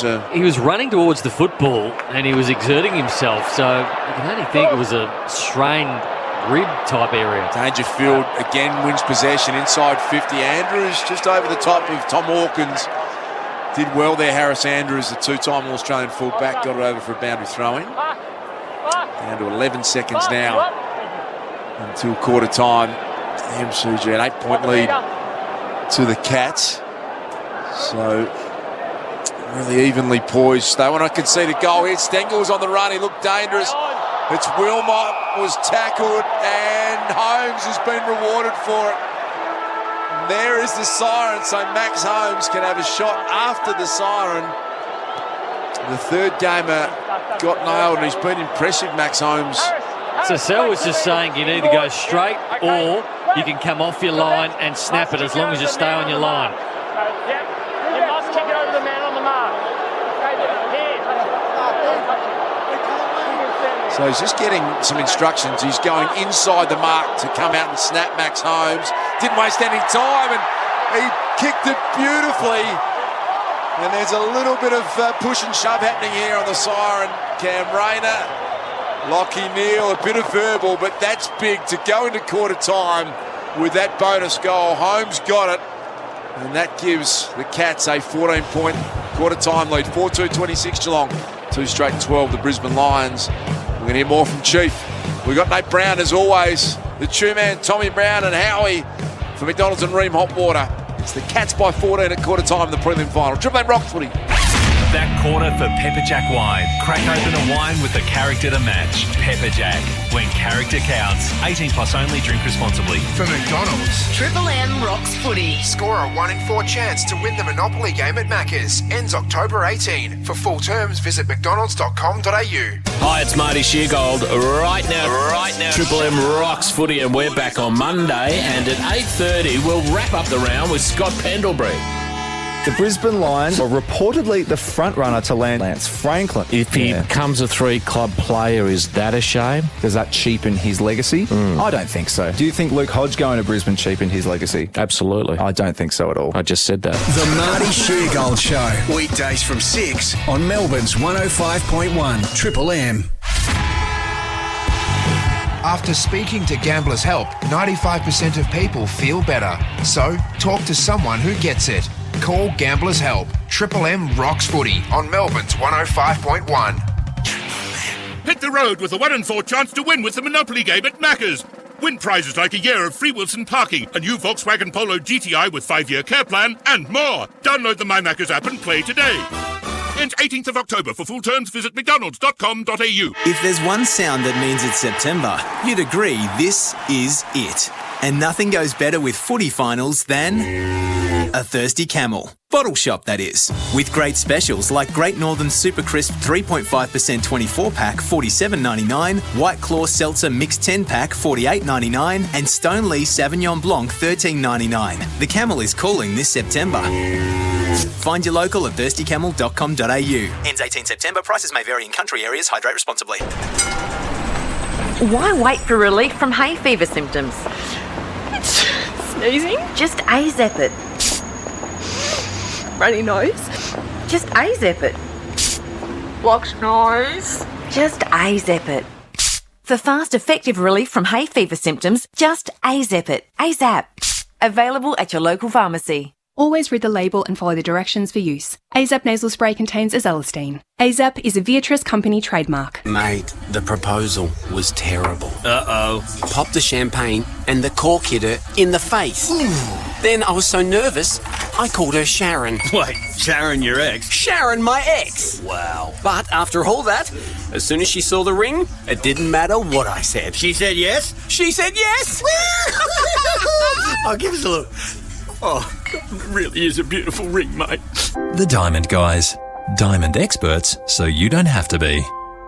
Listen up, everybody. Kogan Mobile's award-winning prepaid prices just got even better. You can get started with Kogan Mobile for just $2.90 for 30 days. That comes with unlimited calls, unlimited texts, plus a big 20 gig of data. There's no hidden costs, just amazing value with no bill shock. Thousands of Aussies have been making the switch to Kogan Mobile thanks to the quick and easy activation. So make the call. Switch to Kogan Mobile from just $2.90 for the first 30 days at koganmobile.com.au. Play the Monopoly game at Macca's for a 1 in 4 chance to bring home a win. Prizes like a Barbecues Galore Premium Barbecue Pack, an Ultimate Barco Gardening Kit, a Cliff Cinema Soundbar, and more. Download the My Macca's app and play today. Ends 18th of October. For full terms, visit mcdonalds.com.au. If there's one sound that means it's September, you'd agree this is it. And nothing goes better with footy finals than A thirsty camel. Bottle shop, that is. With great specials like 4X Gold 30 can block $45.99, Jim Beam White and Cola 4.8% 6-pack $25.99, and St. Hallett Black Clay Shiraz $14.99. The camel is cooling this September. Find your local at thirstycamel.com.au. Ends 18 September. Prices may vary in country areas. Hydrate responsibly. After speaking to Gamblers Help, 95% of people feel better. So, talk to someone who gets it. Call Gamblers Help. Triple M rocks footy on Melbourne's 105.1. Shut up! The footy's on Triple M! Triple M rocks footy. This quarter for Beacon Trade, supporting tradies with over 120 stores, expert trade teams, design services, and a huge range of electrical accessories. Beacon, making every tradie's job easier. And I can't wait for Patrick Dangerfield. I think he's due. I think he's been down a little bit this year. I think preliminary final night tonight is the night that Danger comes back. For the ideal start for the Cats, Danger launches and Danger delivers. Cats couldn't have asked for a better start. His teammates come from everywhere to get around Paddy. Our man in the back row pretty happy. Said Paddy was going to tear it apart. He's had one kick to goal. Only a minute in now. Stanley again. A little bit of hesitation. Clever knock on. Brilliant Cam Guthrie. Danger picked it up. Turned around and nailed it. Danger's got two. Nate Brown tipped it. Nate's high-fiving in the back row as well. Howie on the back of it. Cats lead at 4-2-26. Brisbane 2 straight 12. That's what you get on the M's. And a new Guinness Book of World Record set in the box, Chief, by the quickest consumption of a donut with custard in the history of the world by Nate Brown. He's a freak, isn't he? He loves it. That's his highlight on a Friday night. It was good to see Danger go to work in that early part of the quarter. They've been big into Lachie Neale, so they've been hard into Lachie Neale. Every time there's been a stoppage in this first quarter, somebody's put some body on him. He's not happy about it. Still played okay, Lachie Neale, but for the last 10 minutes of that quarter, didn't touch the footy. Lions need a few players to get in the game. Hipwood and Cameron up forward, yet to touch the footy. And Dane Zorgo, the skipper, who starts the second quarter on the bench, has only had the 2 touches. Tommy Brown, Bob Jane teammates. Any Tom Atkins news? Yeah, potential relief. Atkins back on the bench, guys. Tommy McInerney wins the hit out. Here's Danger again. Shins it forward. Beautiful take. Guthrie. Forward handball wanted Gary Rowan. Payne did well. He's been one of their best thus far, Jack Payne, on Gary Rowan. Rowan hasn't touched it. He's taken a couple of intercept marks. He's attacked the ball really well. The man out of Noosa and Brisbane in the Neefle. Big, strong operator he is, old Payne. 105 kicks, Chief. Yeah, but he moves well. He's got good leg speed. 197 centimetres. Harris Andrews, the casual one, sends it towards the outer wing. Holmes nearly completes the mark. You get a free kick, I reckon. He was caught high and Rayner was away too, so Brisbane just hanging in. They trail by 14 points, but they trail Melbourne by 28 points deep into the second quarter. Kicked a goal really late to bring it back to a 22 up. Hawkins, Andrews, Guthrie, that's Cam towards Tui, that's Zach. Ainsworth, that's Noah, takes him across the line with Geelong in attack on the outer side right in front of the Shane Warne stand. A real good patch for about 12 or so minutes, the Lions in that first term, but just didn't get enough scoreboard pressure. It's only a 14-point lead to the Cats. So we start the second term, and here's Stengel now. Chips it inside forward 50. Payne, Rowan. Payne good enough to just get it to ground. Rowan at ground level. Clash of heads, I think that was, with Rich. He might have dragged it back under. Initially, it was, I think, Ainsworth, and free kick not there, so it'll be thrown up. The Cats have got it deep in attack with a 14-point lead. Tom Stewart directing troops from behind the footy. Geelong in attack, looking to get things underway in the second term. Well, he's directing Reece Stanley to come back behind the football and for Blixarves to go up and do the ruck work, so they have 2 behind the footy. Nate Brown, Jason Dunstall, Triple M, Seabus Super making hard work pay off. McCluggage somehow releases the footy as he was brought to ground. A lot of players around it. And this time it's Lachie Neale and Blitzarve applying a tackle towards Starcevic. Just on the edge of forward 50 now for the Cats, right under the Shane Warne stand side. Picked up by Berry. He hacks it down the line and it just floats out of bounds on the full. Quick play on from Kolajasny. Always happy to get it to Stewart. He gets it moving now to Jed Buse. Could have used Holmes out wide. Oh, brilliantly done. Charlie Cameron came from nowhere, got a tackle on Buse's follow-up was okay until he fumbled, and now it's picked up by Robertson. Can they get it to Charlie Cameron? Duncan got in the way. Charlie put some body on Duncan to win it back to Bailey. Flicks it over the top by hand to Robertson. The kick was a little clumsy looking, and the result was poor. Yeah, it's an opportunity that they made out of nothing with some good defensive pressure, but Devon Robertson unfortunately picked out the man that was standing in the space in De Koning. Every time they go forward, there is a man in that space, Chief. Yeah, whether it's De Koning or Blitzard or Stewart. We've spoken about how clever and deliberate they need to be when transitioning the ball, and the Geelong pressure isn't allowing them to do as they please. We saw they did it once or twice in the first term, but not often enough. Atkins on the bench, Bob Jane, Tommy Brown. He's still on the bench. I'll just keep a close eye on. I think it was ribs was the issue. He was assessed at quarter time and didn't come back up, but he's still on the bench, and they certainly haven't made any type of sub to O'Connor, so it looks like he's still in the game. Bailey, he should get a free kick there. He was down, but there's a couple of catches barreled into him. One was Henry, I think. It was a bit injudicious in the end. I mean, and then he looked at the umpire as though, why did you pay a free kick? He's run straight over him and gone over his shoulder with his whole body. So against the flow of play, Bailey will have a shot from 40 out, 45 out, probably 47. Chewy's pretty good in front of the sticks, isn't he? Yeah, he is, Zach Bailey. He goes at 10 goals, 3 from set shots this year. He's never kicked a goal against the Cats. They need it. Just to steady things down. They bring it back to an 8-point margin if he can kick it. It'll take his best from 48 metres out. Hits it well. Hits it really well. Hits it straight. Hits it home! Good finish. Zach Bailey. Perfect start for the term for the Lions. They somehow bring it back to an 8-point margin. 4-2 to 3 straight. Triple M Beacon Trade scoreboard, supporting tradies, 120 stores, expert trade teams, design services, a huge range of electric accessories, making every trade's job easier. Geelong look the better team, but the best way to keep yourself in the contest is to convert, Nate. And think about the 3 set shots. You had McCarthy from 50 metres out, Archie from the pocket on a reasonably tight angle, and then Bailey from 50 metres out. So they're making the most of those opportunities. Just a concern for Brisbane. They've allowed Geelong, though, to take 6 intercept marks in the back half of the ground. The AFL average is 11 per game. They've taken 6 and only 5 into the second term. Talented player is Zach Bailey. One of those small forwards that you feel is going to need to fire and fill his boots up tonight if the Lions are to find a way. Hack forward off the ground by McInerney. Holmes has been impressive, confronted by Robertson. Did well, won it back to Rayner. Tried the underground handball to Charlie Cameron. Blitzarves went after him. Here's Berry in the chain, trying to get it through to McCarthy. He overran it, picked up though by Rayner. Seems to be able to get through heavy traffic. Awkward ball. Answorth overran it. Zach Tui with a steady hand finds Buse in defence. Nath, he's doing Pendlebury type stuff, Rayner, where he's just stopping and traffic's flowing past him. Yeah, it's been a real growing season for Rayner. Obviously missed out on the first final due to suspension, but tonight he's shown me some tricks that I didn't know he had in that midfield part. He's really stepping up. Early opportunity for Rowan. Marks on the wing. Hasn't had a great deal of it. Steps around Hipwood. What's Eric had so far, Chewy? Statless. Okay, so he needs to get rolling, obviously. Myers, he of the unusual haircut and kicking style. Centre wing, members side.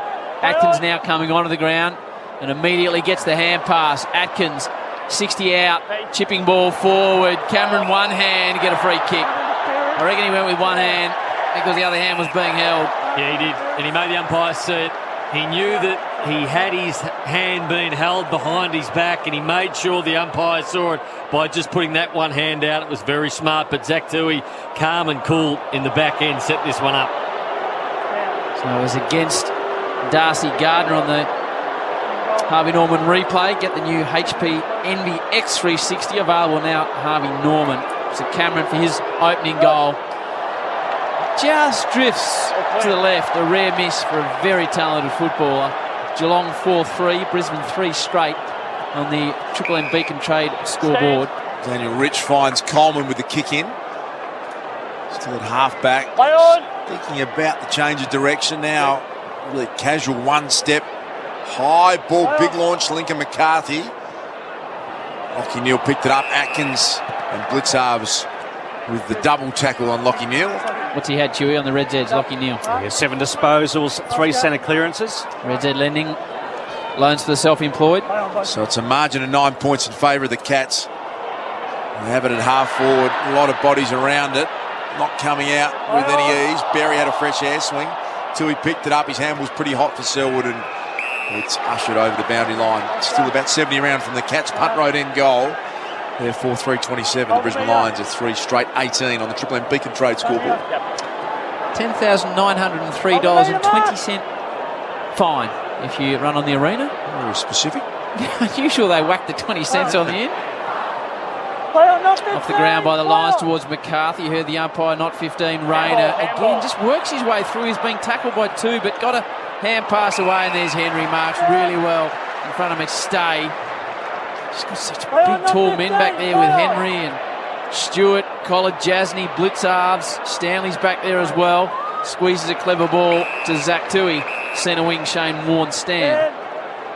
Just trying to massage their way forward here. The Cat, Zach Tui looks for a change of direction that's on. It's back to Henry. He's got the Koenig next in line. Decided to come back through the corridor to Stanley. Worked hard to get there, Reece Stanley. Plays on. And then just launches a long bomb inside forward 50. Payne with the powerful punch that went 40 metres to Rayner. Always strong in the body. He was wrapped up in a tackle at centre half forward for the Cats, who've got a 9-point lead here on the Triple M Beacon Trade scoreboard. Ream Hot Water built tough Aussie conditions when it comes to water heating. Ask your plumber to install a Ream. Cats pressing 52 from home. Bailey with the only goal for the term. Geelong by 14 at quarter time. It's been squeezed back to a 9-point margin, 4-3 to 3 straight in the way of the Cats. Going the way of the Lions, 30 minutes to go second term.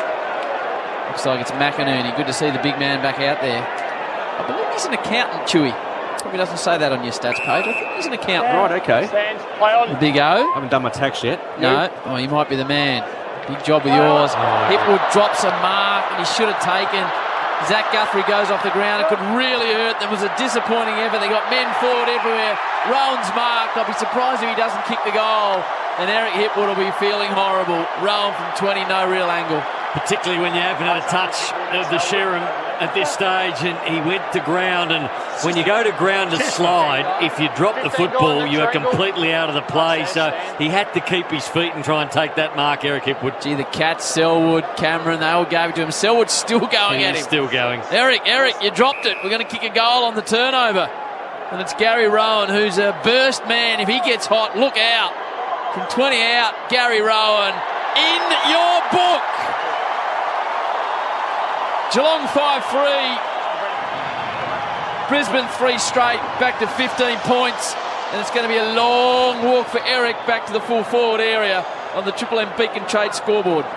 Well, he was a hero last week, one of the heroes for Brisbane. Kicked his 4 goals after a great fight back after getting touched up by Stephen May in particular early. But at the moment, he and McStay are liabilities up forward for Brisbane. So Hipwood hasn't touched it. McStay's had the one possession. They're getting intercept marked, and that one there was basically a regulation chest mark. So he's going to have to produce another miracle fight back to get himself in this game, Eric Hipwood. And that's going to take a big mental hurdle that he's got to get over as well, because he knows the mistake that he's made there. And they are giving it to him, the Geelong players. He did a bit of lip reading of your man, Jeremy Cameron. We did see him do it, as you said, Chief, last week, where he was getting outplayed, end up with 4 goals. He kicked 3 against the Tigers in the first final, so they're 2 ticks. They need him to find a way again. Hipwood, Lockie Neal, he's going to win the centre bounce clearance.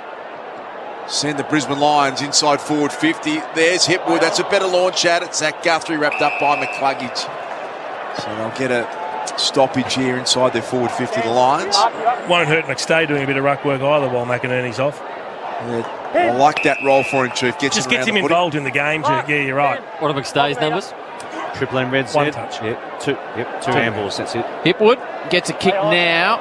Doesn't really go anywhere, but Zorko makes amends to Rich. Dangerous from 50. He's got a big left foot. Daniel Rich. What a finish that is. It just slides right. Gee, off one step, he's kicked it 55. Across the body, 33 plays 19 the way of the Cats. That's what they needed, the Lions. Big mistake by Eric Hipwood, but his 2 contests after that were outstanding. A good sign, isn't it, Brownie, of him sensing he needs a response. Well done, Selwood. managed to manufacture a handball over the top to close. The worm burner to Rowan. Big clash of heads. Kitty Coleman and Rowan. And the umpire let that go. As just have a look at the Harvey Norman replay here. Both players attacking the ball. Brownie, no real problem with that. No, all good. Atkins, caught by McStay. Out of wing, what are you seeing on the Reds' edge, Stu? You contested ball starting to get away from Brisbane. Geelong at plus 11. Triple M Harvey Norman replay. Get the new HP Envy X360 available now at Harvey Norman. Atkins wobbles the ball inside 50 for the Cats. But it's mopped up there by Gardner, who goes to Richmond. This is where they want him to have the ball. By hand to Coleman. They're running through the middle. They're going to run out of room here, the Lions. Bailey stripped of it by Collar Jasny. It's going to hurt them on the turnover. Stengel, where are the big boys? Here's Hawkins. Brilliant effort by Andrews to bring it to ground, though. Hawkins slips at the wrong time. He's still got Cameron there. Goes back to the tricky one. Myers snapping. Goal! Cats firing at the MCG. They're out to a game-high 20 points. Hawkins didn't get you. Cameron didn't get you. Brian Myers got you. 6-3 to 3-1, 20 points, 10 to go. Second term, Triple M Beacon Trade scoreboard. A lot of the time in finals, it's the players that can handle the heat and have composure under pressure. They go forward. Tom Hawkins held his feet. Then he went to pick the football up, but he went to ground. Some players would panic. Some players would try and stand up and kick the goal because maybe you thought they had the space. No, he just summed it up. He had a look around. He got the handball to a player in space, which was Jeremy Cameron, who then was under the pump as well. He had a decision to make. He was going to be tackled. No, I'm going to make the right decision. I now got another player out here to my right. I can hear the voice. I'm going to get it to him, and then we get a shot on goal. Geelong, they're big from scoring from turnovers. They're 4 goals straight to nothing from turnovers tonight. Pretty clever finish then by Myers. Danaher taking a turn in the ruck, opposed to Blitzarves. He got it to Dangerfield. They're going backwards to go forwards, but Lockie Neal gets in the way and traps it on forward 50 for Brisbane. Just one touch in the second quarter for Lockie Neal. Also McCluggage, just the one touch this quarter. So a couple of their prime movers down. Dangerfield with the handball there. What's he at, please, Two-Man? 13 touches, 2 goals. Holmes, he's got exceptional acceleration. Sends it in the direction of Cameron, who got rid of Gardner. He's got good acceleration as well for the big man. His handball, though, taken away by the third gamer. And Wilmot kicks it back to Archie. Did pretty well there, Cal Archie. Won it now, looking for Hipwood, who accepts it on his chest. Still 2 kicks from home. You fear for the Lions. They trail by 20, 10 to go second term, but we saw them turn it around last week against Melbourne. Eric's first touch, Ash. Spot on for Red's head. This goes a real up and under strange kick, and he just reached the attack 50 inning, and he really just kicked it straight to Henry. Yeah, that hurts, doesn't it, when the intercept mark was that easy from Henry. 10 to 5 the intercept marks to us the way of Geelong. What's the AFL average, Ash? The AFL average is 16, but in the back half, Geelong have already racked up 7. The AFL average is 11 per game. We're only halfway in the second term as well.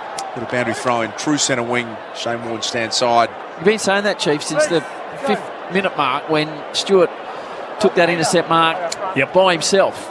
You've got to work around it. It's their game plan. Get numbers behind the football, set up, and then rebound from there. Trouble is Geelong's pressure's not letting him. Here's danger. Explodes out of the pack. Good kick for Hawkins. Harris Andrews, brilliant not to allow the mark. Still a live footy. They're letting it go a long time. Hawk dragged it back in and then got clobbered. So that's a huge defensive one-on-one win. Geelong free kick. It's gone Geelong's way. Yep. Player underneath the pack, I think was Darcy Gardner, who dragged it back in, and the umpire saw that and he pinged him. I reckon Harris Andrews knocked it back underneath him. He lost possession of it at one stage, though, Gardner. It came out and then went back in, but it's a gift. It was in the hands of Big Tom Hawkins, but that is massive. Directly in front now.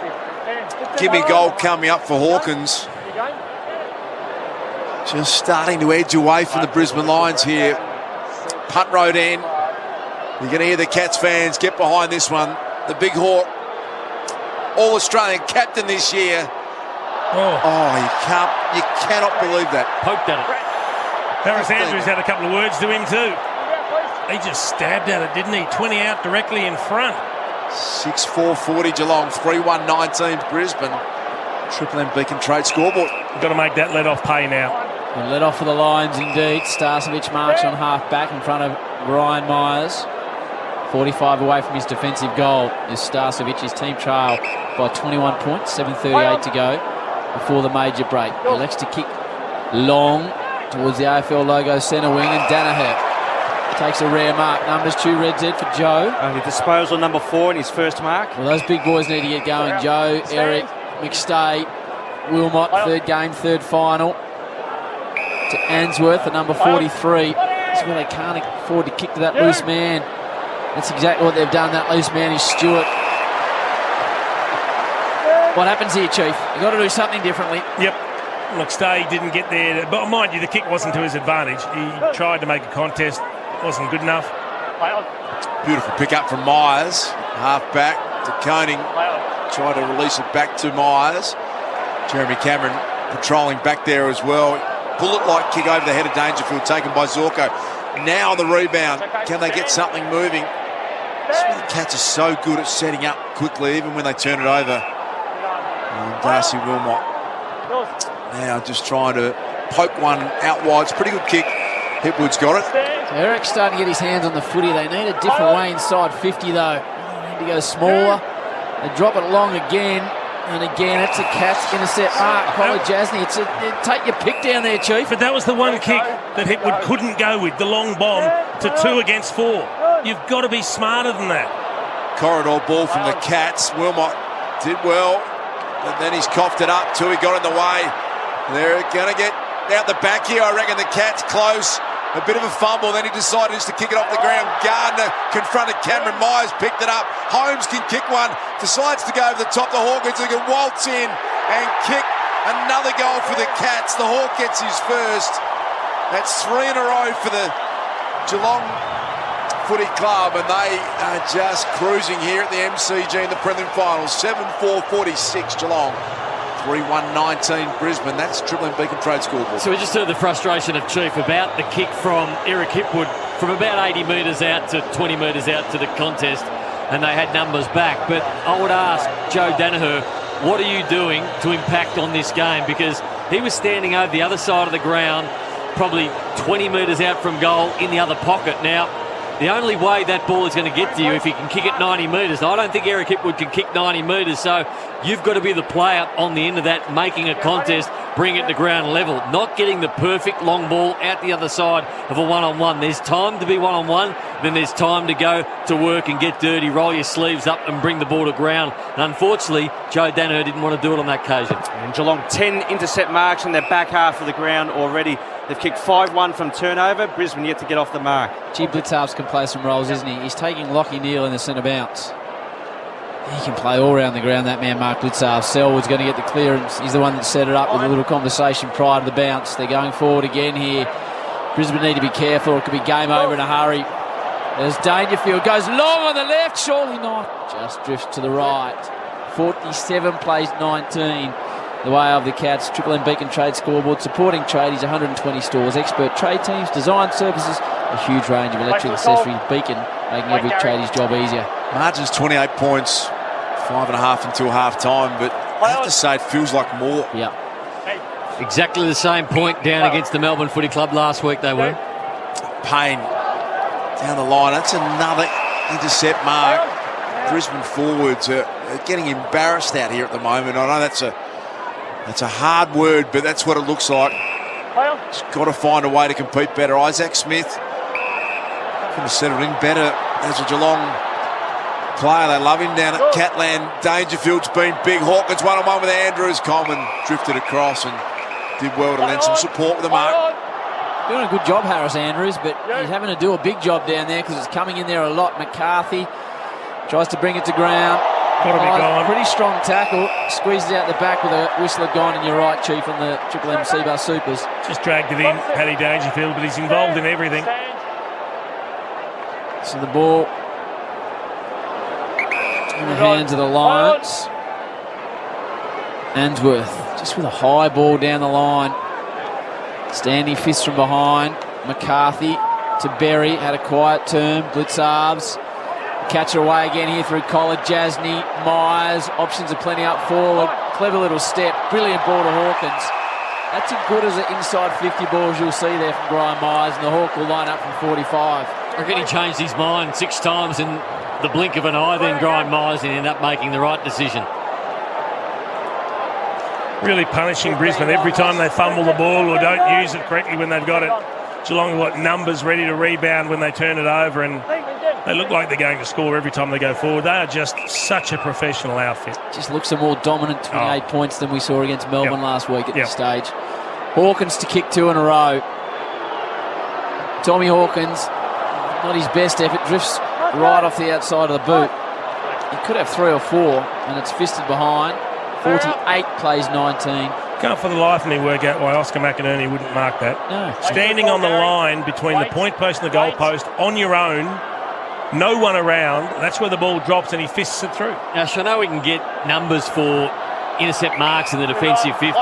What about contested footy? Because it feels like every time the ball hits the ground in Brisbane's forward line, Geelong win the contested footy as well. Geelong dominating in the back half. They've won 34 contested ball v Brisbane front half at only 16. Oh, here they go again, the Cats. It was a Blitzar's kick inside 50 and Hawkins got a mismatch. He had Robertson. He was just too big, too strong and too good. The big Hawk. Hasn't been kicking these that well tonight. He stabbed it a couple, Duke.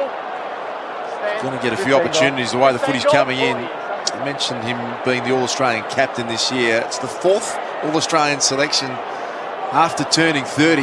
That's good going. Just gets better and better, the big Hawk. 726 AFL goals. And he's eyeing off another grand final berth here, and the Cats are on their way. That kick looked a little right, and he's missed. So they go to 7-7. The Cats, the Brisbane Lions 3-1-19. It's a 30-point lead on the Triple M Beacon Trade scoreboard. 3 misses all to the right, just having one of those nights. Tom Hawkins, usually a beautiful kick at the footy. Well, he follows through a bit more, Chief, with his leg up a little bit higher. So I watched that one and the one before that. The leg only seems like it's coming up about waist high. 1 goal 3, is he, Chewy? Spot on, Howie. Kickable ones, 2 for the big Hawk. McInerney competes well, marks in front of Stanley. Bob Jane teammates always look after you. Buy 3, get 1 free, instant cashback. 13.26.25 or order online today, bobjane.com.au. Tommy Brown will be up here for half time for Bob Jane. And send it towards the wing. Tui tries to mop up at ground level. Can't get away from a tackle. I said about 10 minutes ago, Howie, that Neil and McCluggage only had 1 touch in this quarter each. Still only 1 touch in this quarter. 30-point lead. Tick under 2 minutes until half-time. Stanley wanted out of the ruck. Kick down the line.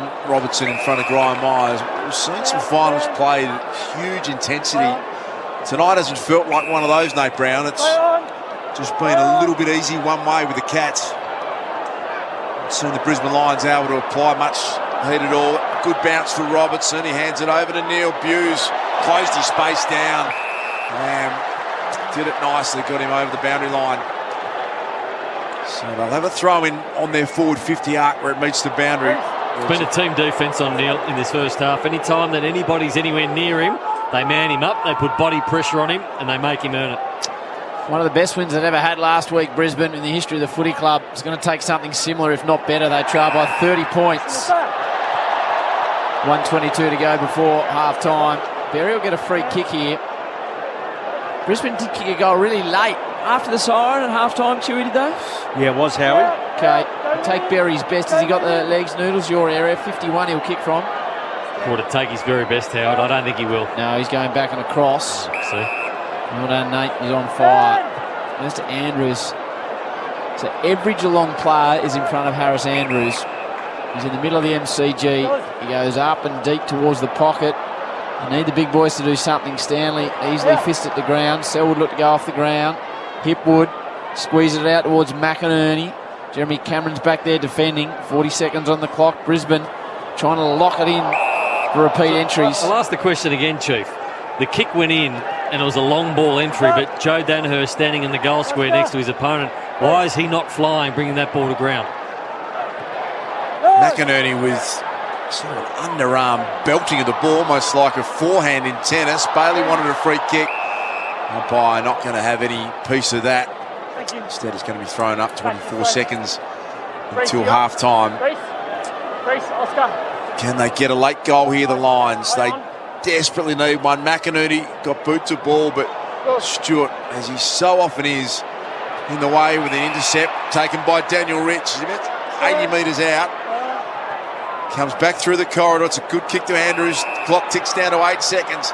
Gardner, can they get a message to him? He's got to send it inside forward 50. Danaher, can he take a mark on the siren? Oh, fisted away. So it is the Cats who've got 1 foot in the grand final. They enjoy a 30-point lead here at half-time. You're going to hear from Tommy Brown, Nate Brown. You've got the Chief Jason Dunstall, Howie and the Two-Man. Prelim final at the MCG, 70,000 plus in the house. And it is the Cats who lead it over the Brisbane Lions by 30 points. For McDonald's and Ream Hot Water, Triple M Rocks Footy.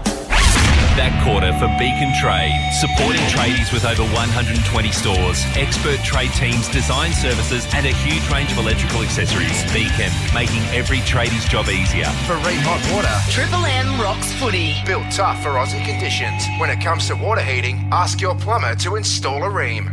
Shut up! The footy's on Triple M! The Saturday Rub has brought in someone who's no stranger to September. In Revolt. Yeah. Oh, I feel great. Because you always save your best performances for the finals. I like the little turtleneck last night. I was just hiding a few hickeys. Yeah. When's the last time you got a love bite? Oh, Jim's got him on his own mirror. Join the Temper Mattress call team tomorrow from noon for the Saturday Rub. For Ream Hot Water and McDonald's, Triple M Rocks Footy. After speaking to Gamblers Help, 95% of people feel better. So, talk to someone who gets it. Call Gamblers Help. Triple M Rocks Footy on Melbourne's 105.1.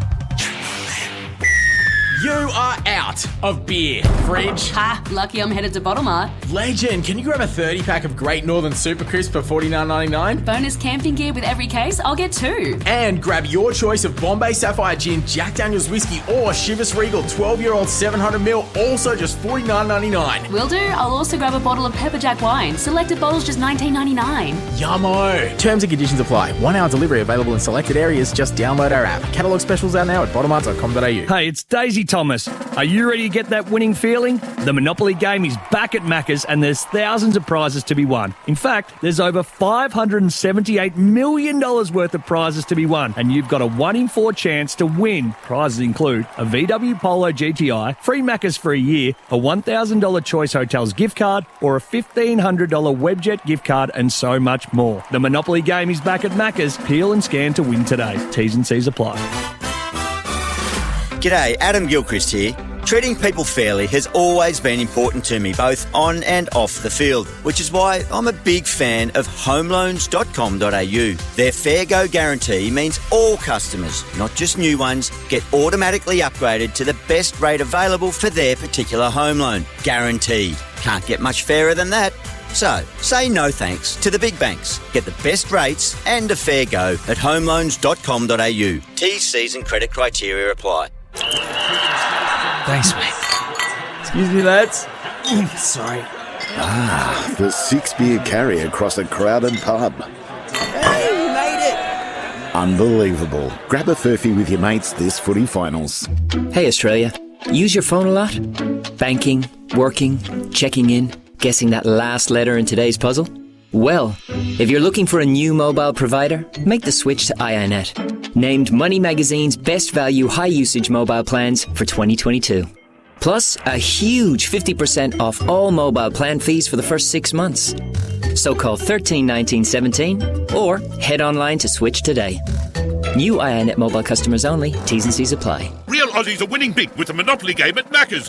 Like previous Monopoly game winner Caleb from Victoria, who won a home entertainment package. I was shocked. Turned to the missus. She was shocked. We both didn't believe it. Pretty blown away. Download the My Macca's app and play today. End 18th of October. For full terms, visit mcdonalds.com.au.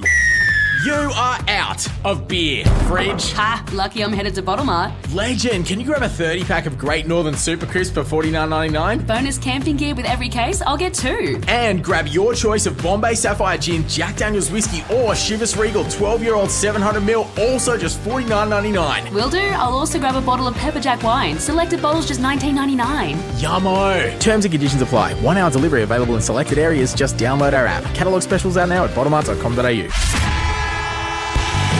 After speaking to Gamblers Help, 95% of people feel better. So, talk to someone who gets it. Call Gamblers Help. Triple M rocks footy on Melbourne's 105.1. Shut up! The footy's on Triple M! Triple M rocks footy. This halftime break for Bosch 18-volt bi-turbo brushless tools. One battery, corded power, backed by a 6-year warranty guarantee. For McDonald's and Ream Hot Water, Triple M rocks Friday night football here from the Triple MCG. 7-7-49, the Cats in a pretty commanding position against the Lions, who have been a little bit disappointing in the first half. 3-1-19, the margin 30 points at halftime, but don't discount the Lions, particularly on account of their performance in the second half against the Demons last Friday night. Now, to dissect what's been an interesting first half, particularly from a Geelong perspective, I'm joined by Jason Dunstall, Nathan Brown and Ash Stewart. Jason, I might start with you. It was interesting that first half, particularly in regards to the Lions forward line and the way it was functioning with Hipwood and Danaher. We commented on it a lot. What did you make of all that? Oh, they got some serious problems up forward. If you have a look at their forward targets, McStay barely touched it, hasn't kicked a goal. Hipwood barely touched it, hasn't kicked a goal. Cameron's exactly the same, and Danaher's the same. So, that forward line that we've spoken about that's made them one of the highest-scoring teams all year, A, they're not getting in the right positions. They're often outnumbered. They're getting outmarked too often. And B, the way that they're kicking the ball forward is just reprehensible from a forward's perspective. So they've got a lot of adjusting to do in the halftime break. We saw them do it once or twice really effectively in the first term, where they took the ball from stoppage, were able to link up with hands and short passes and identify a target. But Geelong are making them kick long down the line, kick long to outnumbered targets, and they're just not letting them change direction. I guess the Cats have come in tonight the hunted. I mean, they're expected to win in many senses. They've had this preliminary final sketchy sort of record, but they made the most of their opportunities in a general sense in that first half. Well, they did, but I'd be saying, Brisbane, don't be beaten by what you know. You know that Geelong try to get numbers behind the football, and Brisbane have allowed that. So that's okay if you've got two players behind the football. But then you have to win the ball at the stoppage and you have to win the contested footy, which for a 10-minute period in that first quarter they did, and they didn't capitalise on that. But Ash, you might tell me the contested footy numbers, but after that, they've been smashing the contested football, and that's with two extra numbers around the footy. And if you don't win it at the coalface and you've got two players behind the football you're kicking to, you're never going to get through. Yeah, plus 20 they are, the Cats in contested ball. Here's the halftime break for Bosch Power Tools. Bosch 18-volt bi-turbo brushless tools, one battery, corded power, backed by a 6-year warranty guarantee. Ash, just on the stats, let's talk about some of the positives for Geelong. In particular, let's start with Patrick Dangerfield. It was a big call from Brownie before the game. He's been on fire. Yes, because he was averaging 22 touches this year. That's a career low for him since 2013 in full-length quarters. But number one ranked players racked up 16, throwing 5 clearances, 2 goals won and 400-plus metres gained. And the Cats scores from turnover? Yeah, that's their one wood for this year. They're number one, the comp for scores from turnover differential. They've posted 5 goals, 3 to Brisbane zip. And we talk about the Demons' intercept marking game. Geelong's has been pretty handy tonight. Yeah, so we've harped on that, haven't we? So they've taken 10 intercept marks already in the back half of the ground, Geelong. The AFL average for an entire game is 11. I think Geelong's game behind the footy is better than Melbourne's now. Melbourne were the best at it last year, but Geelong have clearly gone past them this year because they've got multiple options to go to. If it's not Tom Stewart, he rolls over with Henry. If it's not Henry, he'll roll over with Kolodjasny. The ruckman gets behind the football. If it's not him, it's Blixarves getting behind the football. So they've got 5 different players who can go behind the football and play the one role. And Ash, for Brisbane, they've got to get some of their key playmakers involved in the game. I mean, their top possession getters, Rich, Gardner and Coleman, are all still relatively low possessions. Look at their key mids here. Lachie Neale, he's only had 8 disposals up to half-time. McCluggage also with 8, and as Jason said, both of those players only 1 disposal each in that second quarter. Zorko also quiet with only 6. Amy Clangers, who covers Clangers on and off the field? Amy does. Tonight's Clanger from the second quarter. Big job with yours. Hipwood drops a mark and he should have taken. Zach Guthrie goes off the ground. It could really hurt. There was a disappointing effort. They got men forward everywhere. Rowan's marked. I'll be surprised if he doesn't kick the goal. And Eric Hipwood will be feeling horrible. Rowan from 20, no real angle. Gee, the Cats, Selwood, Cameron, they all gave it to him. Selwood's still going at him. Still going. Eric, you dropped it. We're going to kick a goal on the turnover. Now, that was Eric Hipwood. His response, though, in the next couple of contests was noteworthy. Yeah, it was, and he had a real crack at the next ball because he knew he had to have a contest, and then the next one he barred through, didn't get a possession, but his next 2 contests were very good, but he knew he had to make up for it, and he would have been thinking about that. He started to move a lot better towards the second half of that quarter, but his partner in crime down there, Joe Danaher, isn't moving anywhere near enough as well. So when you're not moving the ball as quickly as what you always do, and they're the number one scoring side in the competition for a reason, Brisbane, because they move the ball like lightning, and they play at the Gabba a fair bit where it's nice and dry and it's a quick deck. When you're held back like Geelong are holding at the moment and you can't move the ball quickly, you need a plan B. And unfortunately, when I watch Brisbane, when they're held up by good defensive sides, they don't have a plan B. Jace, I mentioned Geelong's got a lot riding on tonight, or inferred that. So have the Lions. I mean, they've been in contention now for a block period. You know, Chris Fagan's got them close. They've got a lot riding now in this second half. Are they a chance? I'd like to say the game's still alive, Tom. Geelong are in a completely dominant period at the moment. I'm not going to sit here and say Brisbane can't win, but they're going to have to produce something as magical, if not more magical, than their second half last week. And the difference is, I don't think Geelong's going to allow that. So Geelong are just forcing them to play the way Geelong want them to play. And they're not allowing them to switch, and yet Geelong are able to switch every time they get the ball. So unless something dramatic happens, I don't think there's going to be a lot of joy for Brisbane tonight. But I'm not writing them off just yet, Tom. Just yet. I like that, Jace. Well, for McDonald's and Ream Hot Water, Triple M rocks Friday night football here from the MCG. Don't go away. Brisbane put themselves back into contention last week. A grand final spot on the line. Geelong 7-7-49, Brisbane 3-1-19. The margin 30 points for McDonald's and Ream Hot Water. Triple M rocks football. That halftime break for Bosch 18-volt bi-turbo brushless tools. One battery, corded power. Backed by a 6-year warranty guarantee. For Ream Hot Water and McDonald's. Triple M rocks footy.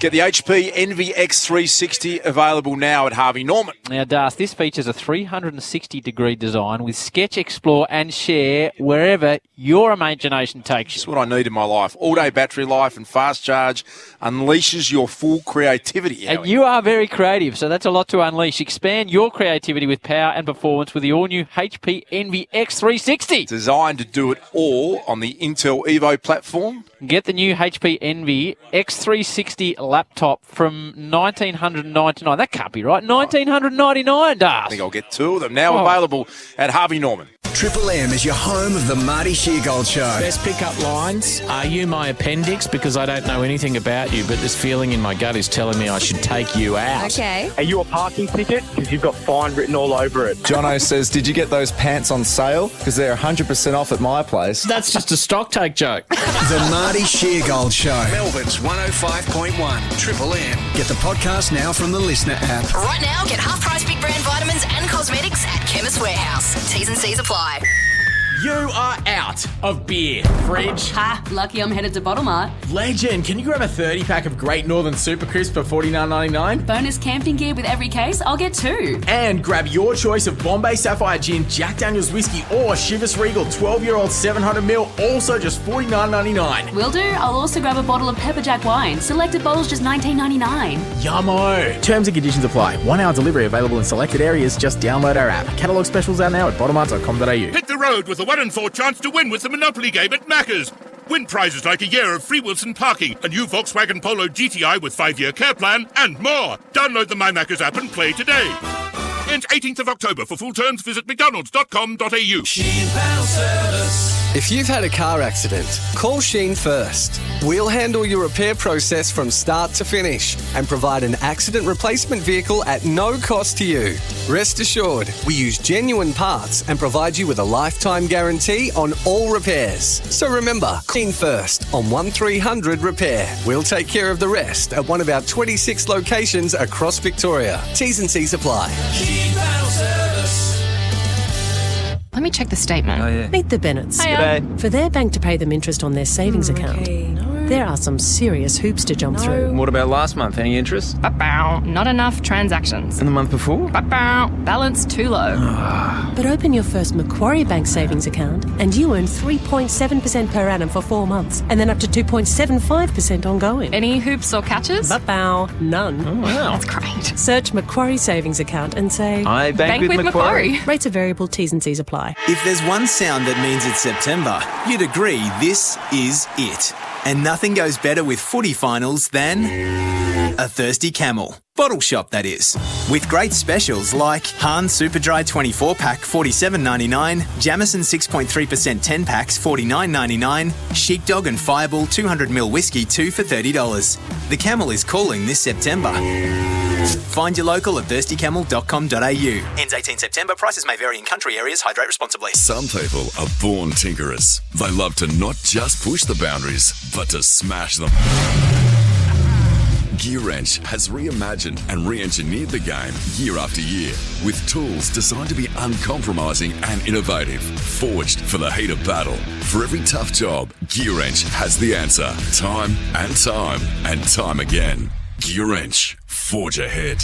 Now available in store at your local Bunnings warehouse or online at bunnings.com.au. Play the Monopoly game at Macca's for a 1 in 4 chance to bring home a win. Prizes like a Barbecues Galore Premium Barbecue Pack, an Ultimate Barcode Gardening Kit, a Klipsch Cinema Soundbar and more. Download the My Macca's app and play today.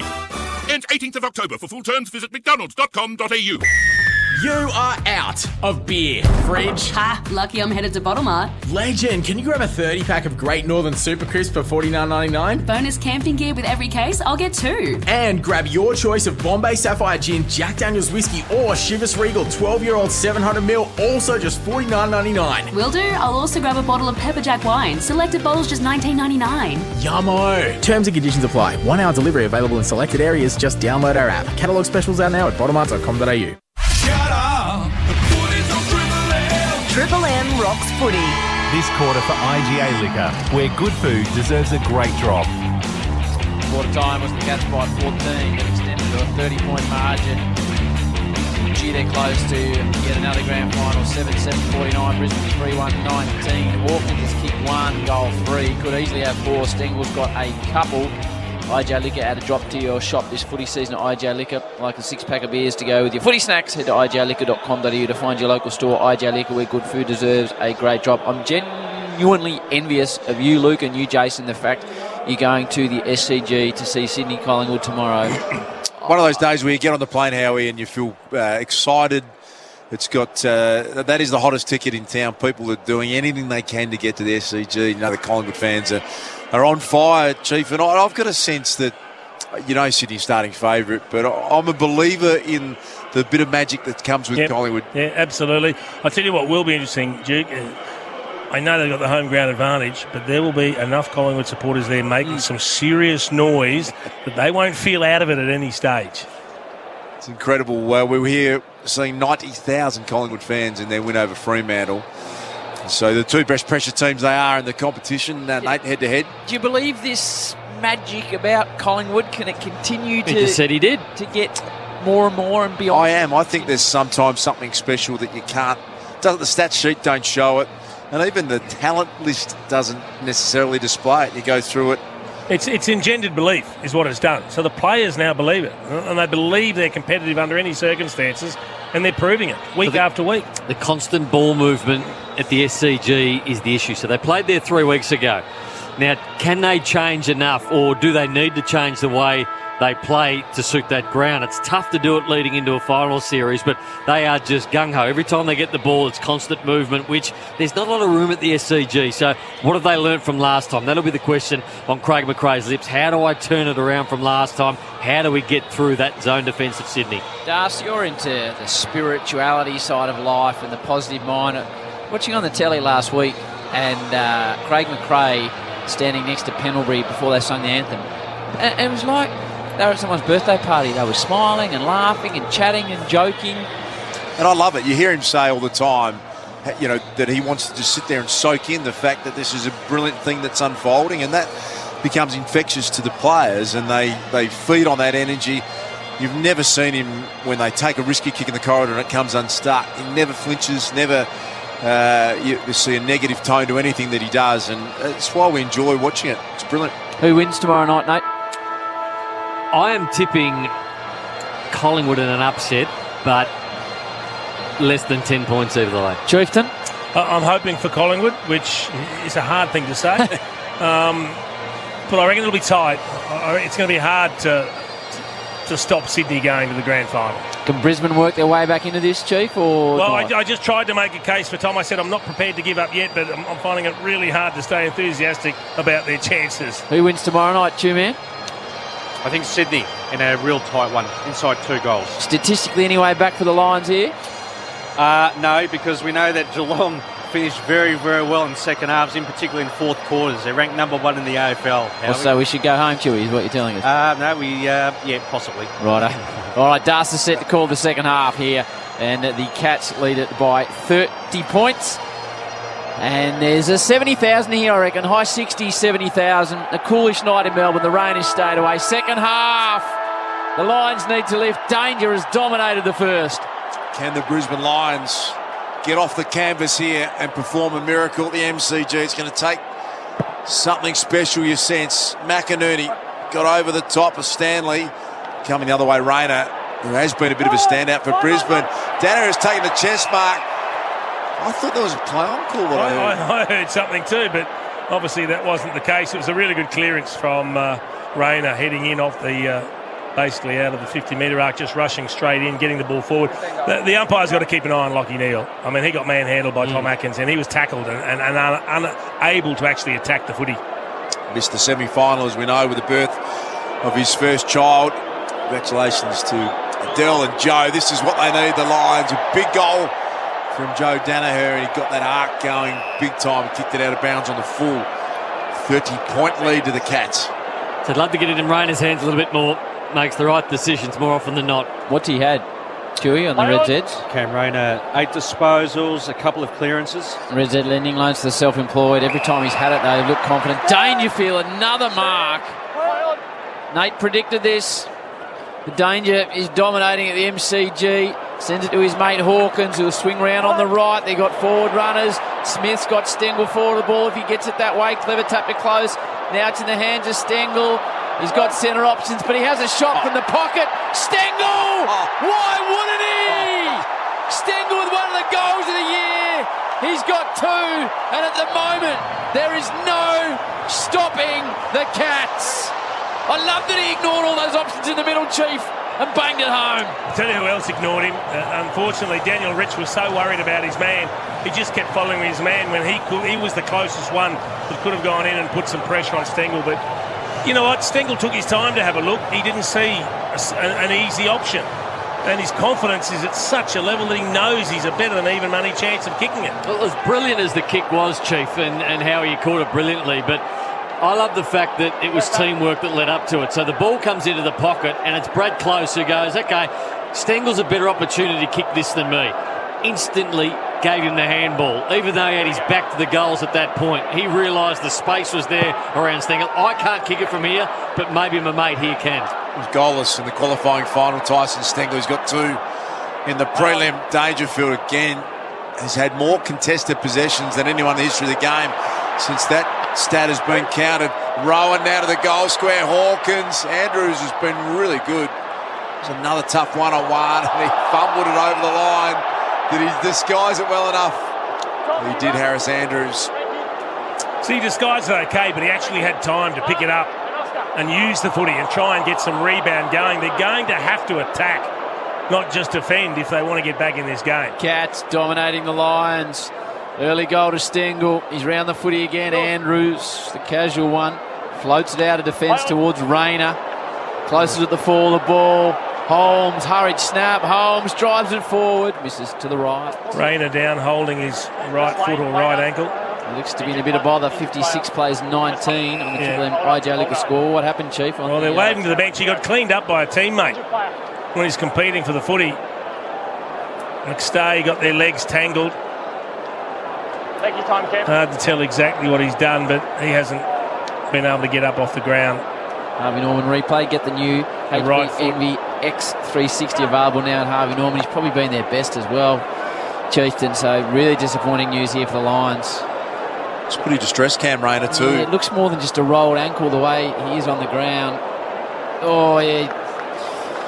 The outer side of the ankle just collapsed under him, Chief.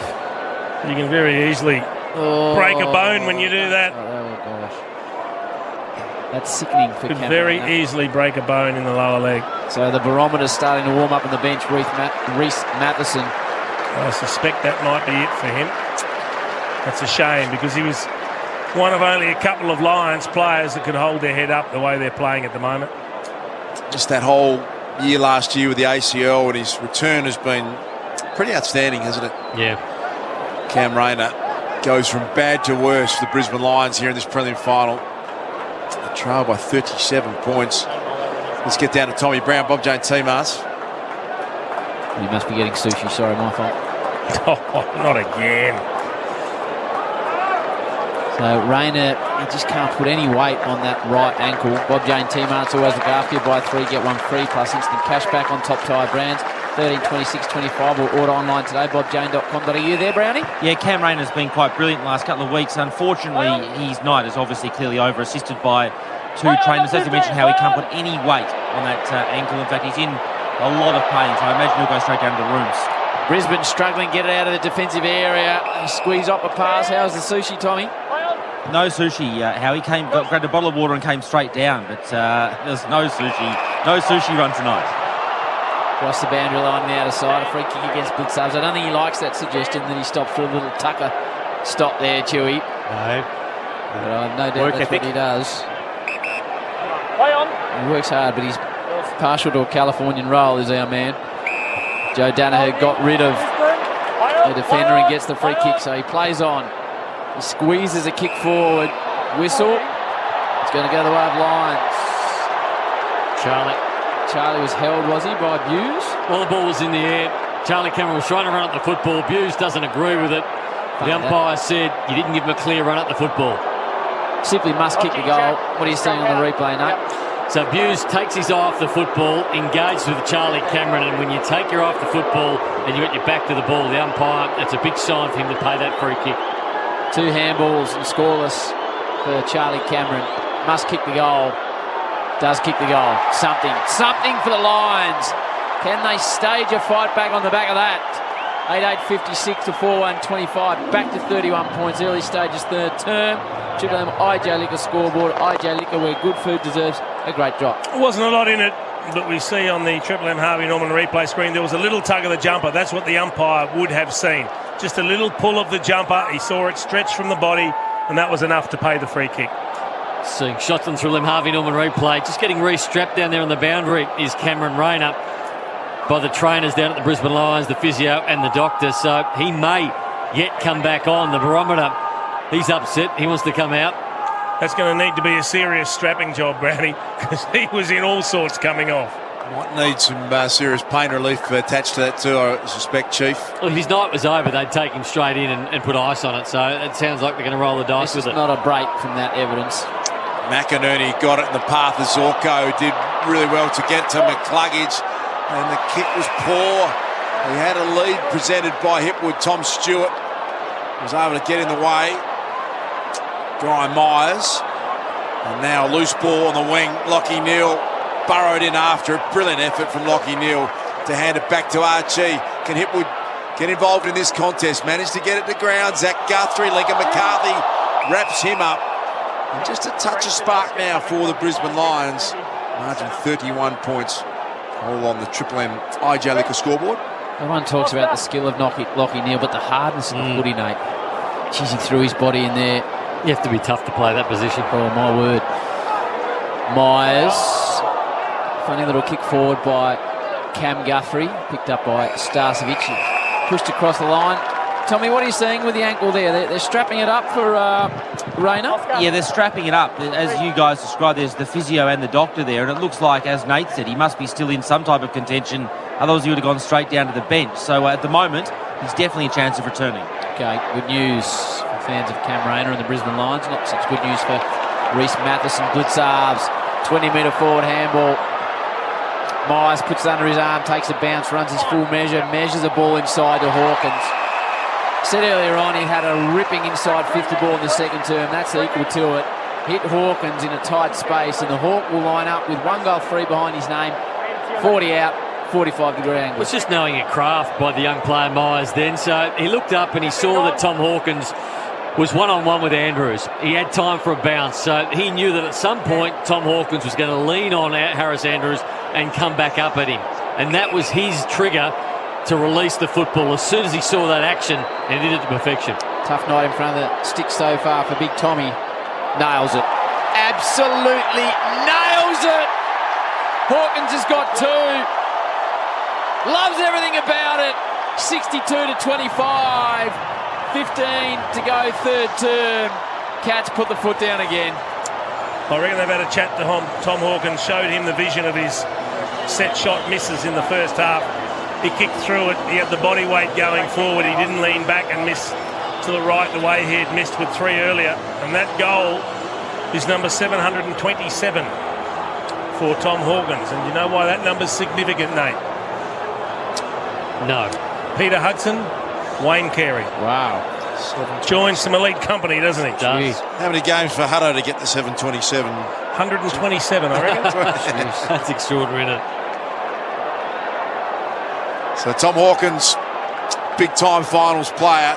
We know Joel Selwood equals the great Michael Tuck with 39 finals in this game tonight. It's the 31st final for Tom Hawkins. He's up there in the all-time list as well. Neil had a huge amount of attention to Bailey. Ripped out of the hands of Zach Bailey by Blitzarves. Hands it to Gary Rowan. He wants Hawkins again. Getting back Gardner. Took a good mark. Stand. Hawkins pulled up a little bit sore after that contest. Keep an eye on him as well. Move it on. Play on. Darcy Gardner, number 27 for the Lions. In game number 154. A pretty good job on Jeremy Cameron with how much ball has been in there. He has. Oh, look at that for He's kicked it straight to Selwood. Must have thought he was still playing for the Cats. Selwood calms things down, drives it inside 50 again. Stengel off the ground, can do anything, this man, it seems. Andrews shrugs a tackle. Starcevic looking for the exit ball. It's short. And it'll work out to McCarthy, but he's still in D50 and his team trail by 37 points. Is that a game high, Chewy? Triple M Red said, Howie, that is a game high. Sends it indiscriminately down the line. It was easy pickings for the Cats, who get it in the hands of Zach Tui. Just looks so comfortable here. Geelong, the streak of Hawkins on display. Drop the mark, Wilmot. Hands it to Rich, dumped in a tackle by Isaac Smith. Manages to reef it out of there for a moment. It's now been dragged back in. It'll be thrown up in attack for the Cats. Stumat. Yeah, Geelong's pressure in the front half. They're going at 191 to Brisbane at 165. The AFL average in the front half for pressure is 172. Red Jets for the two-man. Score a 1 in 4 chance to win with a Monopoly game at Macca's. Ends the 18th of October. The full terms, visit mcdonalds.com.au. Big fist out of the ruck, trying to clear the defensive areas. Brisbane. Buse is going to send it back in by hand. Selwood. Ball slipped out of his hands. Announced this week him and Britt having their first child, so congratulations to Joel and Britt. 60 out of the Cats goal square, dominating the game by 37 points. Cameron works at ground level to Cam Guthrie, seizes up Isaac Smith. Could get ugly as Smith lines up from 40 out. Just the 2 possessions for Isaac Smith. Hasn't seen much of it at all. Wilmot's been on him, Chief. Done a really good job on him, the young fella. Knows how to get it done on grand final day, though. Isaac Smith won 3 of them with the Hawks. Guys, 10 metres, push out. Man that just enjoys his footy. Always got a smile on his face, even when he missed a goal against the Cats. To win a game, hooks this one. 38 points now, 63-25. Triple M IJ Liquor score. With IJ Liquor, where good food deserves a great drop. 12:27 to go before the final break. Zach Bailey receives a kick in from Daniel Rich. The kick at turnovers, Geelong. When they score, they're the number 1 scoring side, and they've done that really well. But they're also really good defensively. So they only average 35 points against from turnovers tonight. They've allowed nothing. Archie, it's a better ball in the hands of Berry. Tries to link up now with Hipwood. Charlie Cameron with a one-on-one against Zach Guthrie. And Eric Hipwood just pops it out of bounds on the full. And I don't know why he didn't go to Coleman, who ran, gave him the short option. Now man Leroy back in the studio. Big Lions man. He'll be disappointed with this. With the big man. Yours. When he starts to loosen up at this stage of the evening back in the studio by himself. We've got a few sausage rolls in the oven, Howie, and yes, hoping to celebrate the second half. Not the only thing he'll be rolling, I wouldn't think. Oh, Leroy. It's driven down towards. Oh, big doobies. Wing, Chief, that was your comment, not mine. You inferred it. He looks like a man that could handle a bit of that gear, though. Coleman sends it down the wing. Stymied, Buse keeps it into Guthrie. Now Henry, they're playing with him at the moment. Jack Henry's got danger. They said this man's going to dominate. He has. He plays on. He's feeling it tonight. He wanted to blast it forward, but the spoil came from Jack Payne, who's been really good in defence for the Brisbane outfit. Just doesn't really have that short kick, Paddy Dangerfield. He had Stengel pushing into the pocket, 5 metres goal side of his opponent. A little chip kick would have set it up nicely. Tommy Brown, a bit of news at ground level. Yeah, Cam Rayner's about to come back on, so it will be a fairly miraculous turnaround. Selwood got it to close to Gary Rowan. He was just pushed as he kicked it, but good enough to nail it. Now he's given the shut the gate signal. It's not far away from that. Gary Rowan's got a couple. There is a sense of inevitability about the Cats going into another grand final. They're 10-9-69, Brisbane 4-1-25. That is all the Triple M Jellicoe scoreboard. Let's make the right decisions at the right time, and that's why they're such a good footy club. So Brad Close, a lot of players would have received the handball that he received and crossed the 50 and had a ping from 45, but he had no intention. As soon as he got the football, he knew that Gary Rowan was on his left, so he ran his measure, he drew the man in front of him, and he gave it off to Gary Rowan in a better position. We need to keep an eye on Cam Rayner. He's jogged back out there, but he is walking with a pretty pronounced limp. Two-man Redzetta. Lockie Neal, only 2 disposals since quarter time, 9 touches for the game along with 4 centre clearances. Tommy Brown's kept us across that ankle situation. Bob Jane teammates look after you. Buy 3, get 1 free plus instant cash back on top tyre brands, 13, 26, 25. Or order online today, bobjane.com.au.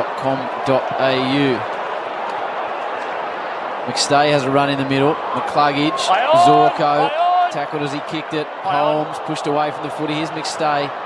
It's better when he's in the ruck. Goes forward to McCarthy on the left. Centering ball, Danaher, one-on-one with DeConing, who does brilliantly to bring it to ground.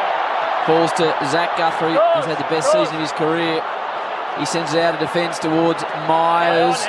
Quick hand pass to Atkins. Now Tui. Atkins takes on the outer side.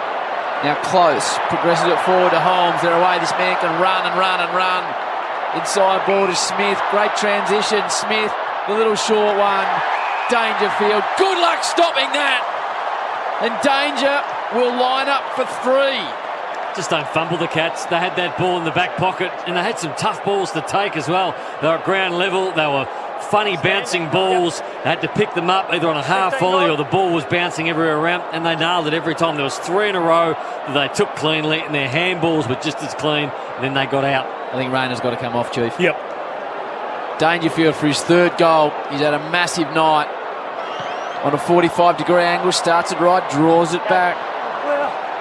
70 plays 25, Bob Jane. I ran into Danger's grandfather when I was getting my sushi, Howie. Yes. And he does a little journalistic work. He said he sent him a message in German before the match. In German? In German. Would he have known what that message was? Yeah, it was asked not what Geelong can do for you, but what you can do for Geelong, he said to Danger. In German? In German. So how's that said in German, Tommy? I'm not exactly sure. You should be in. I speak a bit of German, Howie. I'll get back to you on that. You do. A little bit later on. Max Holmes comes off. He's got an ankle issue. I just said that. I was just thinking in my head, we haven't had that potential injury story during the week of the grand final, and hopefully it doesn't involve Holmes, but he's banged his head in the turf. He doesn't look happy. Let's hope it's not a hammy. Yeah, I was thinking we haven't had that story, and I hope we don't have to have it. We've got a 45-point margin here, and it feels like 60+, and they've probably been flat at Brisbane because Geelong have missed 4 or 5 regulation set shots. Wilmot through the corridor to Darcy Gardner, who tried to hand it off to Starcevic, who was nearly caught. Good kick, though, finds Eric Hipwood. Danaher wants to stand and deliver a lot tonight. Kick was smothered. It's going to work out okay because Zach Bailey picks it up. He's normally a good finisher. Open goal square. It's missed. Bouncing ball. Let's get down to Tommy Brown. Bob Jane teammates. Yeah, Holmes has gone straight down to the rooms with the doctor, so I'll give you an update as soon as I know. It doesn't look like an impact injury, perhaps more of a soft tissue. Sorry, Tommy. That's the concern, yeah. He's done a right hammy as he kicked the footy. I don't know what to say in this situation. As the mark is taken by Isaac Smith. We've still got a live game here, so it's not done, but gee whiz. Close takes the bounce. Got a man forward of the footy. That man is Dangerfield. He'll want to play on. This time he goes the short ball and kicks it out on the full. Potential hamstring, I reckon, for Holmes, Chief. Well, he stopped very quickly after the kick, and he briefly reached for the right leg, didn't he? The fact he was banging his hand on the turf. Yeah, not great body language, is it, in terms of what that means for the potential injury. You've got a good indication. You know yourself pretty well. It's such a good year, Das. Good mark taken by Joel Selwood. And it's just fallen apart here for the Brisbane Lions. They're picking them apart at will. Graham Myers, uncontested mark, 40 metres out. It's absolutely tragic for Max Holmes because he has been one of those players that's come in and helped lift them this year. And so what it does to there's 4 or 5 blokes right now thinking, I'm half a chance. I could be playing in a grand final next week. Gee, I'd like to watch the peripheral players training this week. Well, they'll be flying. Connor's the medical sub who comes in now. Brandon Parfitt has got to then sense he's a chance. Myers with that unconventional but effective kicking action. It's a bit of a celebration for the Cats fans here at the MCG. If you leave Max Holmes' unfolding story aside, they are just about home. 50-point lead.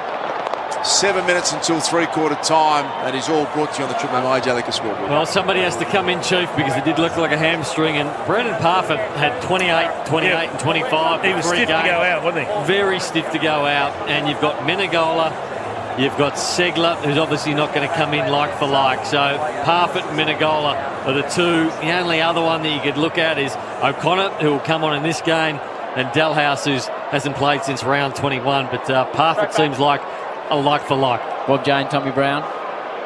The medical paperwork's just been handed officially over to the AFL, so they'll make that change now. O'Connor will be subbed into this game for the very unfortunate Holmes. That's why I'm too soft to work on this game, Nate, because it just feels so bad for someone like Max Holmes. It happens every grand final, doesn't it? Free kick in the middle. Just at 20 years of age, Max. Free kick, 50 to Selwood. And if Joel Selwood goes back and kicks one from 30, the Cats fans will go off their chops. This could be anything, this result here. It's 50 points up now. Well, in a game where there is now no tomorrow for the Brisbane Lions, it can crumble away very quickly and it can leave a bad taste for the whole pre-season. If this 50-point lead turns into 100 when your season's done and dusted, what's there to play for? It can get ugly. Final number for Joel Selwood, Chewy? Joel Selwood, 10 disposals, 6 clearances. This is final number 39. From directly in front, Selwood, the skipper, drives it home. His team are going to be in another grand final. Can that man captain his first flag in 8 days' time? 12-10-82 to 4-2-26.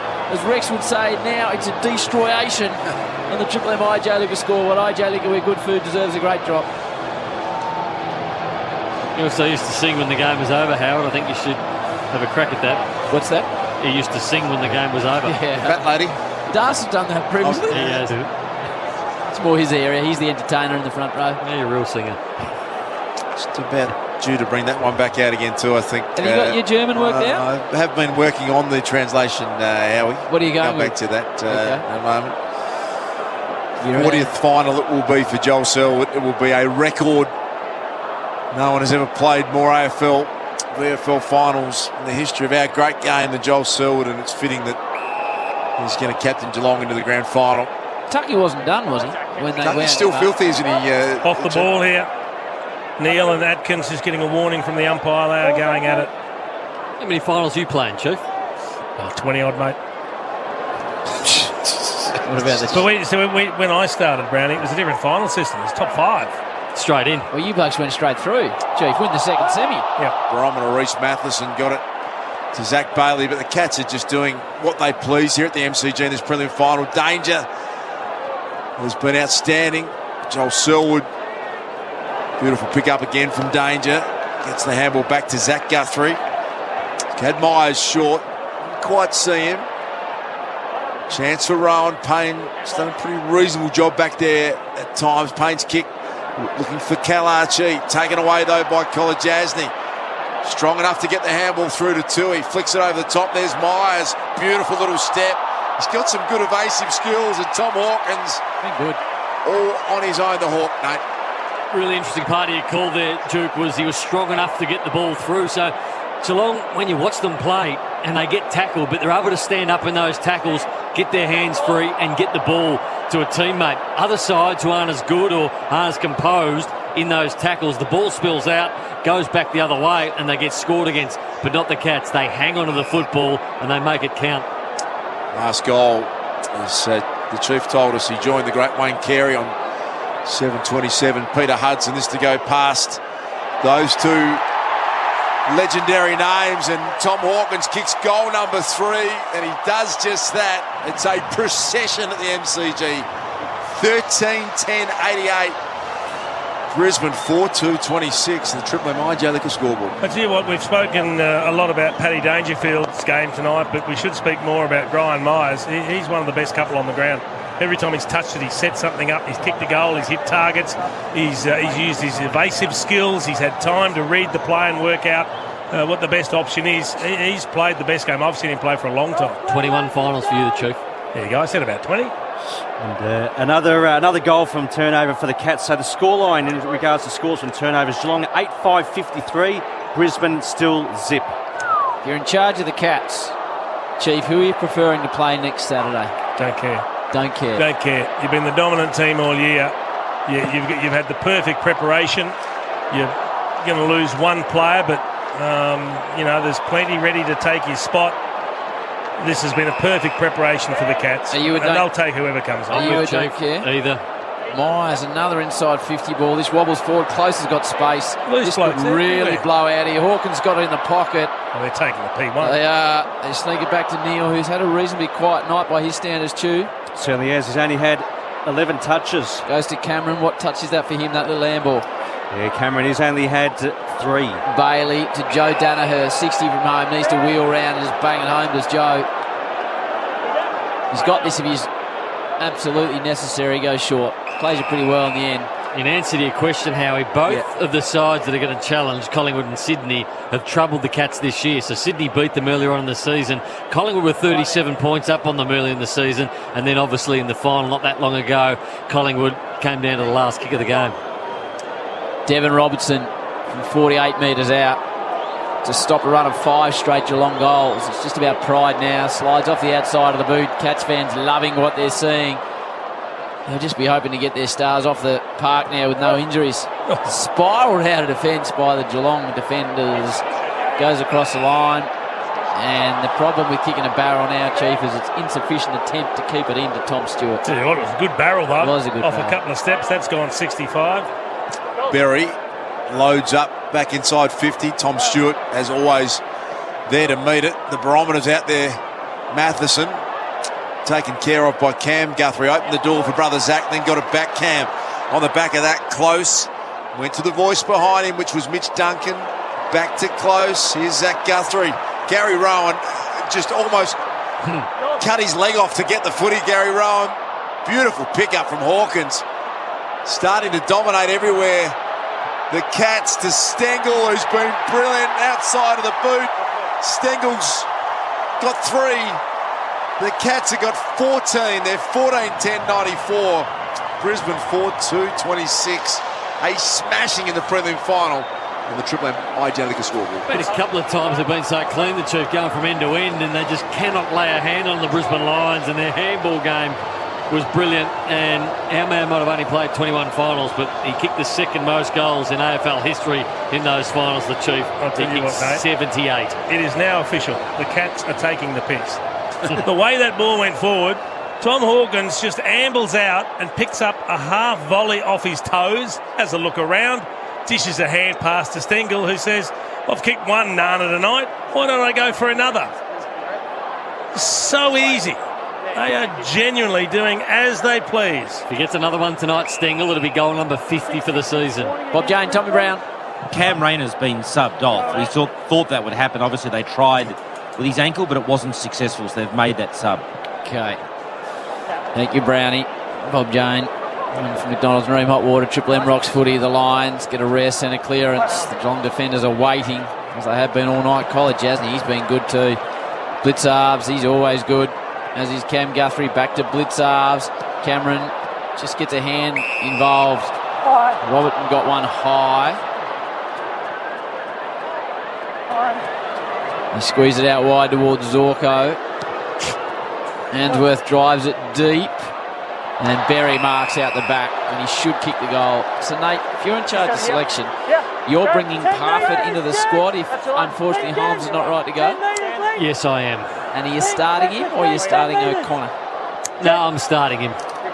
Okay. Berry got through the tribunal to get a start here tonight. Kicks the goal. Well done. He's had a great season as Jared Berry, the man from Horsham.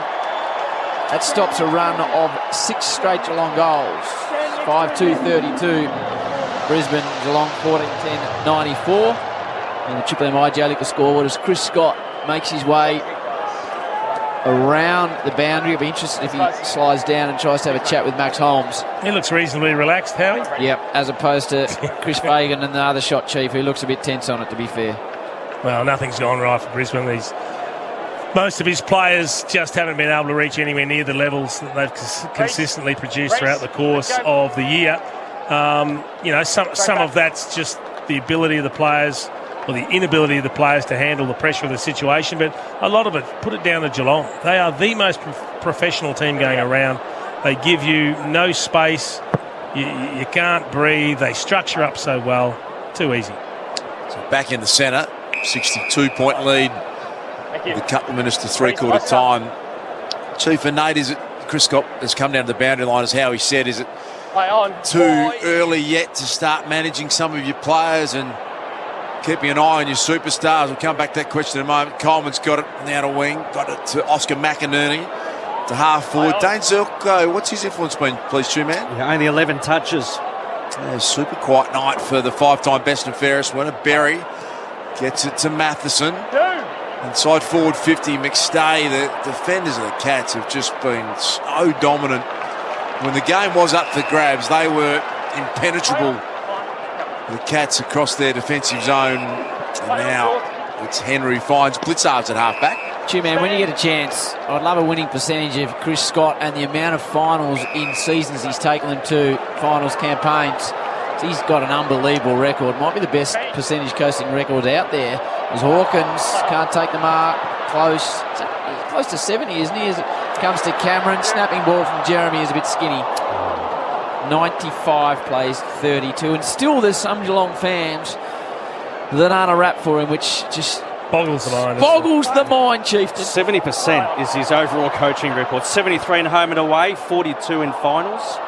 That's why some of them are unhappy, Howie, but you play good teams in finals and it's very cutthroat, isn't it? It's the best coaching record ever, Howie. No doubt about it. I mean, it's particularly over such a long period of time. What type of prelim work has he taken them to, Chewy, and how many seasons? Well, this is he's into his 8th preliminary final, and this is his 12th season at the Cats.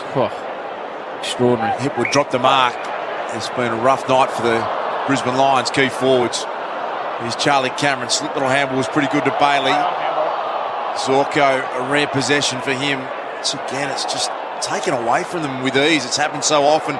Atkins to Isaac Smith. Hard ball for Close. In comes Rowan, lends some support. Tries to flick it back to Zach Tui, but there is the three-quarter time siren. And it is an incredible scoreline. 14-11-95 to 5-2-32. 25 scoring shots to 7. Three-quarter time. Prelim final at the MCG. The Cats on their way to another grand final. We'll come back with the Chief, with Nate Brown, with Howie the Chew Man, and Tommy Brown from McDonald's and Ream Hot Water. Triple M Rocks Footy. That quarter for IGA Liquor, where good food deserves a great drop. For McDonald's, Triple M Rocks Footy. score a 1 in 4 chance to win the Monopoly game at Macca's. Ends October 18. For full terms, visit mcdonalds.com.au. Shut up! The footy's on Triple M! September. It gets no better than this. There's no second chances now. Gordon goes back. The Swans are into a home prelim. Triple M footy, every massive moment. Collingwood are through to a prelim final in Sydney. What a run they've had. Join the Temper Mattress call team tomorrow from 4 for Sydney and Collingwood. For Ream Hot Water and McDonald's. Triple M rocks finals footy. After speaking to Gamblers Help, 95% of people feel better. So, talk to someone who gets it. Call Gamblers Help. Triple M rocks footy on Melbourne's 105.1. Oh, can you scooch over? No, you scooch over. You got room for one more. Come on now.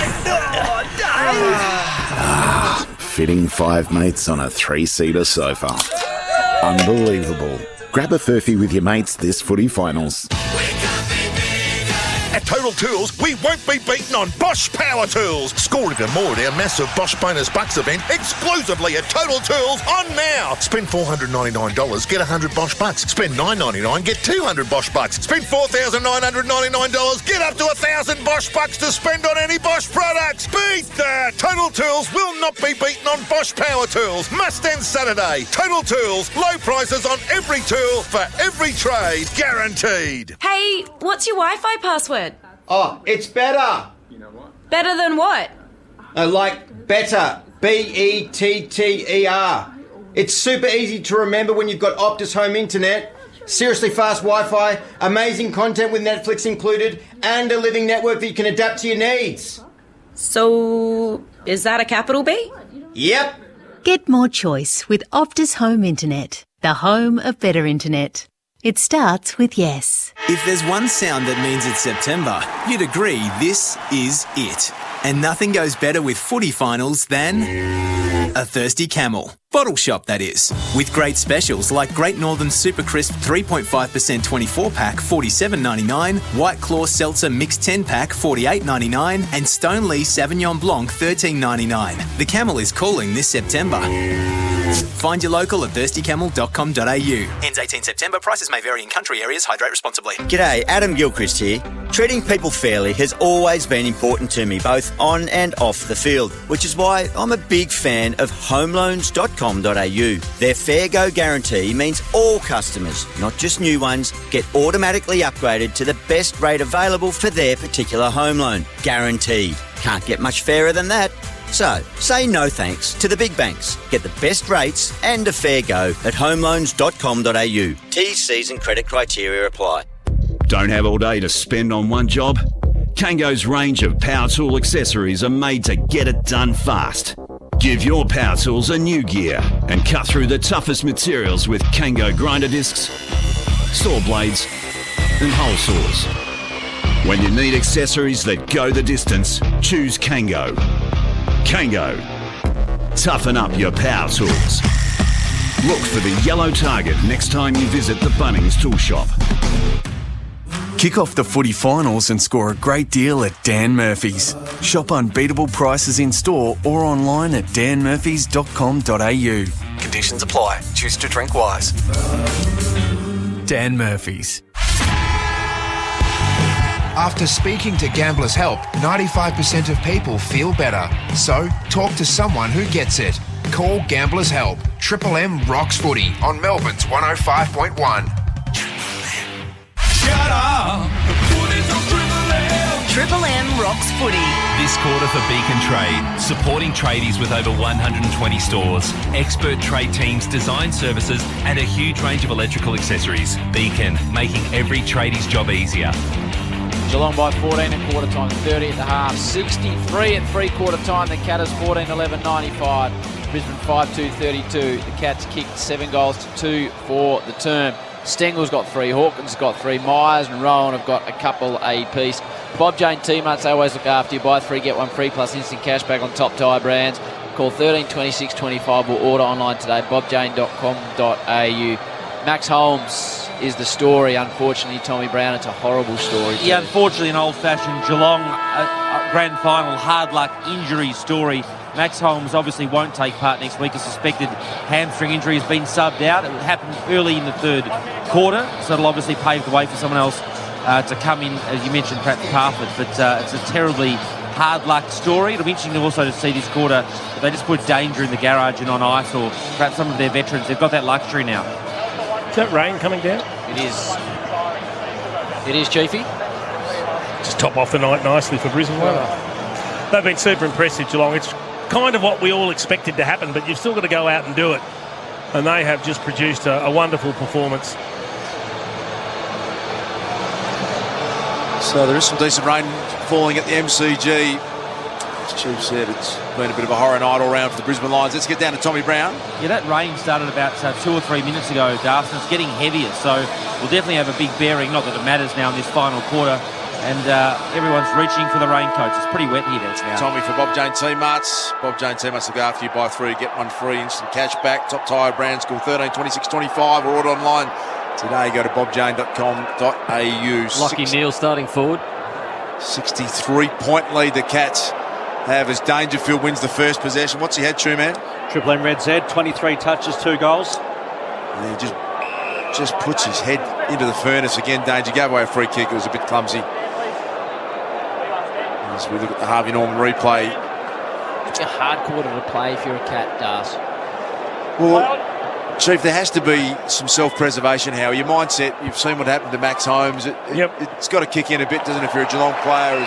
That's one of the traps you get into. If you start going a little less than 100%, that's when you will get yourself injured. Did you used to sort of put it on ice up forward, Chief, when you were 6 goals up? With Absolutely not. Absolutely not, Howard. No?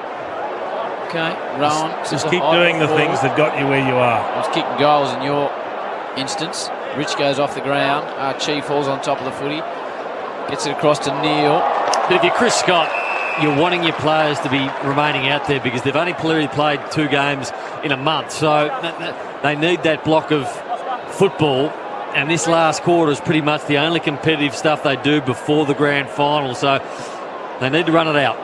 I guess the other thing is too, if you start taking players off, other guys are getting less rotation, so you're increasing their workload. Kolajasny's kick, good one to Graham Myers, who has just been superb tonight, and the use again inside forward 50 was lace out to Jeremy Cameron, who can shoot from 45 metres. Hasn't kicked the goal tonight, Jeremy Cameron. Hasn't seen a lot of the footy, True Man. Just the 11 disposals and 2 behinds. Darcy Gardner tonight has been the winner in that duel.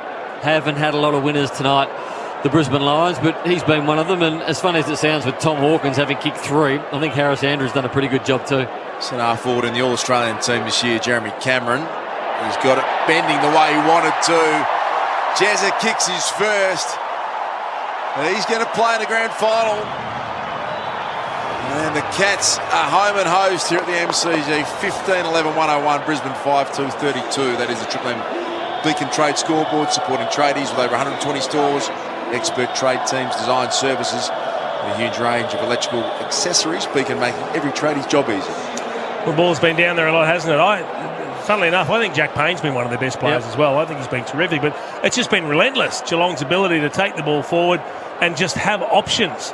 And they haven't needed to zero in on Cameron and Hawkins all the time, because it's just whoever's in the best position, and there's always someone presenting for the player with the ball, and he's got time to dispose it. How many inside 50s he had your man Graham Myers on the Red Zeds, Chewy? Inside 50s, he's had 6, which is the most on the ground. Red Z lending loans to the self-employed. They've all been fantastic too. Dangerfield out of the middle again. Rowan can't complete the mark. As well as I've seen Graham Myers play, I think, Chief. Yep. He's just about best on for mine.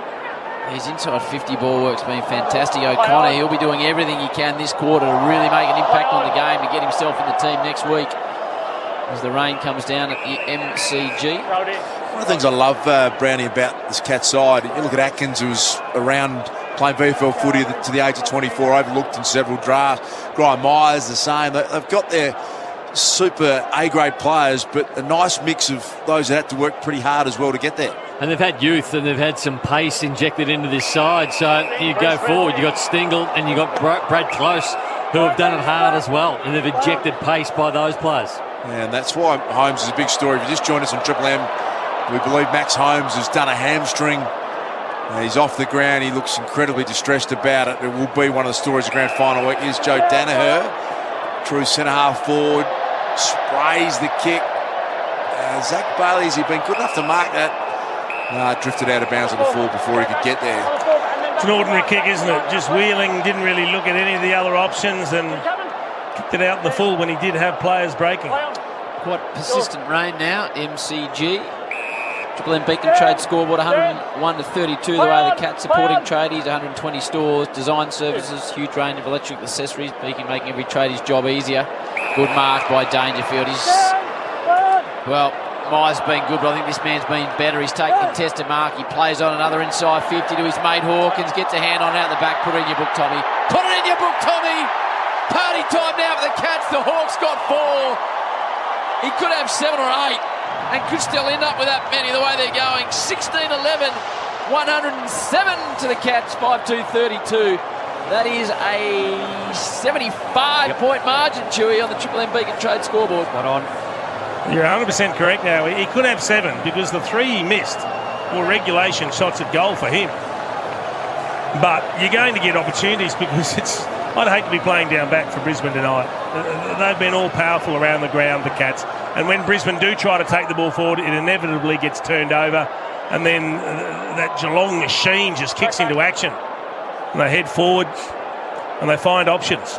Selwood and Dangerfield on the bench just having a chat, looking serious, and just a quick shot of Stengel, who's just sitting there with a massive smile on his face. And why wouldn't he, Dale? There was a little handshake there between Selwood and Danger, just a glance saying grand final's coming up, the dream is alive, and you know, for both of them, in Danger, it's the missing piece of the CV, isn't it? A premiership, and Joel Silver's won everything, but wouldn't he love to be a captain of a premiership team?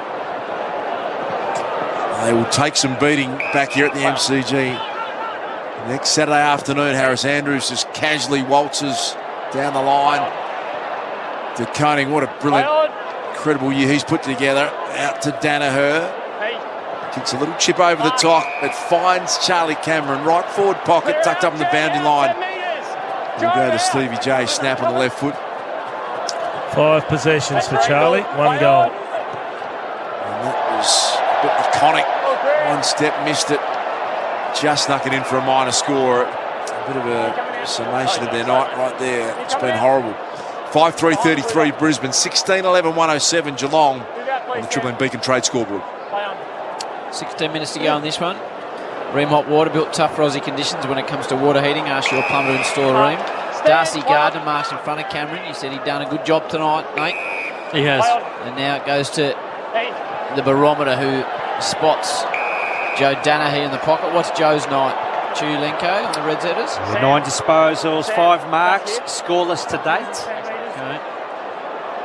So Joe will line up from tight in the pocket, about 3 metres inside the boundary. 2 more metres. 2 more metres. There we go. Zach and Cam Guthrie will get the potential opportunity to play in the grand final together. Could be against Batty and Don McCart, you never know. Or Josh and Nick Dacos. Or Josh and Nick Dacos, so brothers galore. Danaher tight in the pocket. It's a really good hit. It's quite a brilliant kick, but it just floats across. Through for a single, 107 to 34 on the Triple M Beacon Trade scoreboard. 120 stores, expert trade teams, design services, a huge range of electric accessories. Beacon making every tradie's job easier. Das, it's been one of the great final series, but she's done and dusted this bad boy. Always probably were going to get a blowout at some stage. Duncan shares it with Close. It's almost a training drill that in a prelim final. Close puts his hand up to celebrate as well. 17-11-113 to 5-4-34. There's still 14.5 minutes remaining in this game. Triple M Beacon Trade scoreboard. It's ugly. Geez, their ball movement's been electric tonight, the Cats, and I can't remember them ever moving the ball as quickly as what they have tonight. Been multiple times end to end, slick handballs without being able to get touched, and then they finish off with a goal. You were speaking about the Guthrie brothers, Howie. Zach Guthrie, 20 games this season, up against 33 in his previous 5. Really made his spot this year. It was small forwards for the Cats. Very close. 21 disposals, 4 clearances and a major. You spoke about Myers, 21 touches and a couple of goals, but he's had 6 kicks inside Geelong's attacking 50, and they've retained possession 83% of the time, highlighting the quality of those kicks. Wow. Triple M Harvey Norman replay. Just seen Tommy Atkins come back on, get the new HP NVX 360 available now at Harvey Norman. Berry gets under a couple of tackles. As the Geelong crowd starts to go around the MCG. It'll be a loose old night in Geelong tonight. As the ball comes inside 50 from McStay and he hits Cameron right in front of Selwood. Wants someone to come at him. Charlie sees the pocket ball. Looked for Eric, who's had a very quiet night. It's fisted away by Henry. Coming into this game, 7 disposals from the previous 2, 7 majors from the previous 2 finals, 6 touches, scoreless tonight. What have they done to Lachie Neale tonight, Nate, when we get a chance to ruminate on that after Das calls the next passage? It's going to be McStay and Blitzarves competing in the ruck. Blitzarves guided it down. Robertson trying to find a way towards goal. Atkins performing his role as he always does. A little half kick from Dangerfield. Still pinballing around in attack for Brisbane. Neale taken care of by Atkins. Lincoln McCarthy can't keep it in. He has spent a lot of the time on him, Atkins, Brownie, and I love the way he's been prepared to sacrifice his game. Just 10 possessions for Atkins. He can find it when he wants to. Appreciate your feedback. Mentioned earlier on Will Ashcroft, who's off to Brisbane next year. You're still eating donuts. That's all you're giving me. I thought you made a statement. 39 touches in the NAB League for Will in a victory for Sandringham earlier on tonight over Dandy Nong. Stengel. How many goals he kicked this year, Stengel? Chewy? 49. Wow. Myers goes off the ground, kicks it straight to Berry. Plays on as Jared with a low piercer. Looking and finding Joe Danaher, wheels on the left. He'll go for home here, Joe, but he's pushed just as he kicked it. Stewart gets away from him. Cameron starting to get involved in the game late. Way too late. Henry could have raffled it with Danger, with Hughes, or with O'Connor.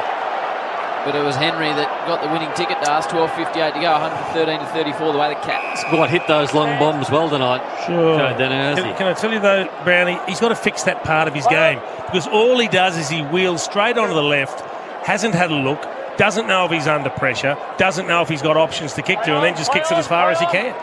Tried to claim the mark there, Gary Rowan. You heard the umpires Mike Duff for us on Triple M calling play on. Here is Lachie Neale. They've gone to work on him. Gets it out to Danaher, who's in some space. Little flick handball was okay to Berry. Now can they connect up with Hipwood? Finally got some uncontested space, and we've not seen a lot of that. Eric Hipwood on his own inside forward 50. Very quiet night for Big Eric. What are his numbers, Ash, tonight, Eric Hipwood? 6 possessions, 5 marks, scoreless. That's your angle, 15 gone. Marks there, stand. So Big Eka. Well, he's just come out a couple more metres. Charlie injured. A good couple of finals coming into tonight. Along with his teammates, he's found the going really tough. He kicks the goal to Eric Hipwood, his first goal of the prelim final. Brisbane get their 6th, their 6-4-40. Geelong 17-11-1-13. That is the Triple M Beacon Trade scoreboard. Bit of a bombshell developing in the back of the Triple M box, because Two-Man looking to do grand final number 21. He's got Ethan, who wasn't actually meant to be on rostered tonight, but sort of finds himself at the ground into the back of the box, just keeping himself prevalent. Das trying to put his hand up for a first grand final. So what like a power move from Heath to... Sounds like it. Well, hang on. You've got to pick the team on form. Hey, thanks, Jason. Well, that's what you think. I didn't necessarily say you're in best form, Ash. I'm asking Howie, who's in best form? Well, for me, it's... And experience. For me, it's experience. He's the Joel Selwood of the team. Thanks, Howie. There you go. But occasionally the young whippersnappers come in. We have seen veterans left out of fine. It's heartbreaking. Well, we've seen Marlon Pickett come in on grand final day. Yeah, it's true. That's true. Derek Kickett played virtually all the games during 93. Missed out, didn't he? Still hasn't spoken to Sheeds. Go on, you Derek. Bailey grabs out of the middle. Sends the ball deep forward to space. Zach Tui Two-Man is a two-time day, two-time night premiership statistician with North Melbourne as well, Howie. That's very true. And he's never lost an Ashes test in charge either, as Dangerfield takes from the outer wing. Well, we like to go with the data. The data looks pretty good for the Two-Man. Yeah, I think so. You tell me Heath's got some incredible swagger about him too. He does. He's a confident operator. There he is. Over the head of Selwood. For a statistician. Picked up by Blitzars. McInerney back there. Bailey gets it to Robertson. Through the legs of Stewart. Out the back, McStay. Danaher. They're out the back now, the Brisbane Lion forwards. Hipwood is going to get a gift. It sits up in his lap. And he cruises in and kicks back-to-back goals, does Eric Hipwood. Real junk-time goals they are. But they count nevertheless. 7-4-46 to 17-11-1-13. That is all on the Triple M Beacon trade scoreboard. So, Chief, if you're now Chris Fagan and you failed in... Not sure you call this year a fail. I mean, they've won 2 finals. They get against the best and they've been blown off the map. So, where do you go from here? What do you change? How do you get this club from where they are, a regular finals performer, but not good enough to compete with the very best, to a premiership? Yeah, it was certainly not a failure this year. I mean, they finished outside the 8 and they made a preliminary final, haven't they? So you can't say it's been a failure. I think preliminary finals only a failure if you've been the best team all year or the best 2 teams all year and you haven't got through to the grand final. For me, they've still got some holes in terms of the amount of talent in certain positions needed to win a flag. Bob Jane, Tommy Brown. Yeah, Josh Dunkley would help, and he might nominate Brisbane as soon as next week, so keep an eye on that, or Port. He's up, Tommy. And he's moving into the trade space. Footscray director didn't seem too happy with that call as Zach Bailey takes the mark inside 50. Any update for us on Dunkley, Dust? You want to wander into that space? No, I think Tommy landed a couple of options there. Okay. Few of them trying to jump ship from the Bullies. How are they? Not happy with the board? Zach Bailey. Well, only one member, I should say. I want to throw the whole board in there. Bailey hooks it. And he brings up and behind. 7-5, 47 to 17-11, 113. It is all on the Triple M Beacon Trade scoreboard. This one's done. There's 10 to go. And the Cats will sit down tomorrow and just enjoy watching the next preliminary final and see who they're going to play out of Sydney and Collingwood. Zach Guthrie, short to Mitch Duncan, and it's a luxury just having Mitch Duncan play a role. They don't need much more out of him these days, do they, Mitch Duncan? He does it pretty well. He does, and he's very versatile. So when Tom Stewart went out, when he got rubbed out for those 4 games, Mitch Duncan went back to half-back and played that role. He was very good in the air, and they gave him the ball on the way out, so he can play a number of roles, as we know. Mark O'Connor started as the medical sub. Here's Stengel. Taking his time, ran a bit too far in the end. He wanted to be too unselfish then. He wanted to pass it off. He didn't know what to do. The opportunity didn't present itself in the end. He just kept running. Looked a little bit stiff for mine, Tyson Stengel. Oh, I think he ran a long way, Jim. You reckon? Yeah. He ran at least 35. And then decided to line up a 3rd banana by the end of it all.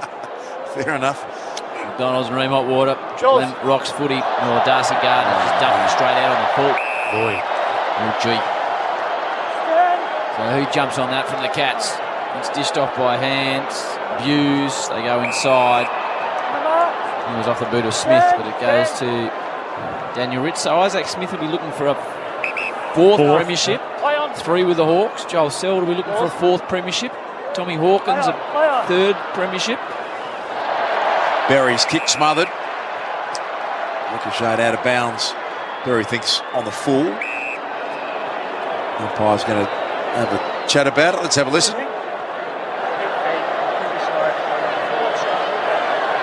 So Triple M Harvey Norman replay screen kicked into the foot of danger. Did it hit the line though, Jug, or did the whole ball go over the line?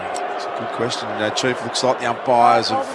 Not a big decision at the end of the day, is it? Nah. Given the state of the game. Chuck it in. That's exactly what they do, Chief. Right under the Shane Warne stand sign. And the outer wing at the MCG, Berry down the line. Played an outstanding final last week. Jared Berry. What about tonight, Two-Man? He's had 17 disposals, laid 7 tackles, kicked a major. Stengel back inboard, finds Duncan. He's got Collar Jasny, who took a long time to kick his first goal. He's Kick 3 in pretty quick succession since that kick. You can hear the sigh from the Chief, coughed up from Archie, straight to the lap of Henry. Well, the interesting thing is, Duke, he's breaking out of half back, and Danaher's at centre-half forward starts running back towards goal. I mean, he's not going to kick it 130 metres on the fly. Duncan. He was the only player ahead of the ball, and he ran away from him. Chief starting to really give us his opinion now. It works out a danger for you just get frustrated, Howie. You wonder what the thought process of some players is. Can Danger land it from 53, Chieftain? No. Okay. He's kicked average 2. Kick. Average kick. Just takes a short option for his mate Jezza. Wilmot, who's playing his third game, it's his third final. Round 1 next year is going to be a come down for the young man. Oh, my goodness. As it's handballed out of bounds. The Cats in attack. Leading 113 to 47 on the Triple M Beacon Trade scoreboard for Donald's and Remont Water, Triple M Rocks Footy. You'll hear Nathan Brown. No, you won't. He's clocked off. No. I think he's doing some online shopping. Nathan Brown and Jason Dunstan the grand final call next Saturday. I think Nate's in a bit of a custard donut food coma back there. How he ate it at record pace, and we haven't heard a lot from him since. Cats again win all of the 50-50 plays. Here's Mark O'Connor, who I think has to be part of the grand final. He started as medical sub, but he's an ideal sub because he can play a lot of roles. He's close. Takes the mark in front of Lockie Neal. The Dom Sheed pocket, you'd call this, tucked up on the boundary line, not far from where kicked that famous goal on grand final day. Yeah, Smalls have been outstanding tonight. This guy, you got Graham Myers, Stengel's been good. So those 3 small players with pace who get up the field, I think have been the most damaging players on the ground, along with Dangerfield. 24 goals in his 23 games. Brad Close had a big year. Sends it high and long towards the goal square, fisted through for a minor score. So the Triple M Beacon Trade scoreboard reads 17-12-114 to 7-5-47. Stevie J looking on there on the Harvey Norman replay hour with a big smile on his face. So it will be Brown and Dunst doing special comments in the grand final. We always have 2 special comments, Das, but there's been a push from management to include a third on grand final day, and there's been pushback from the back row saying we only need 2. We've got this covered. That's exactly right. Been a pretty powerful back line combination, the Dunstall-Brown combination. It's a true story, that is. Sure you want to flirt with form. I'm concerned about Chew. He's gone to water, Chew. We're fractured a week after the grand final, I mean, Chief, at the moment. Yeah, well, you let him down on a social occasion, haven't you, as the ball goes out of bounds on the other side? He's pulled out of 4 things in the last month, Howie, after committing. So, it makes life difficult, doesn't it? Yeah. How many grand finals have you called, Howie? Only one last year, off the telly, so never won live, Chief. That'll be exciting for you. If I get the call up, that'll be tremendous. What do you mean if? You are calling it. Okay, well, that'll be good fun then.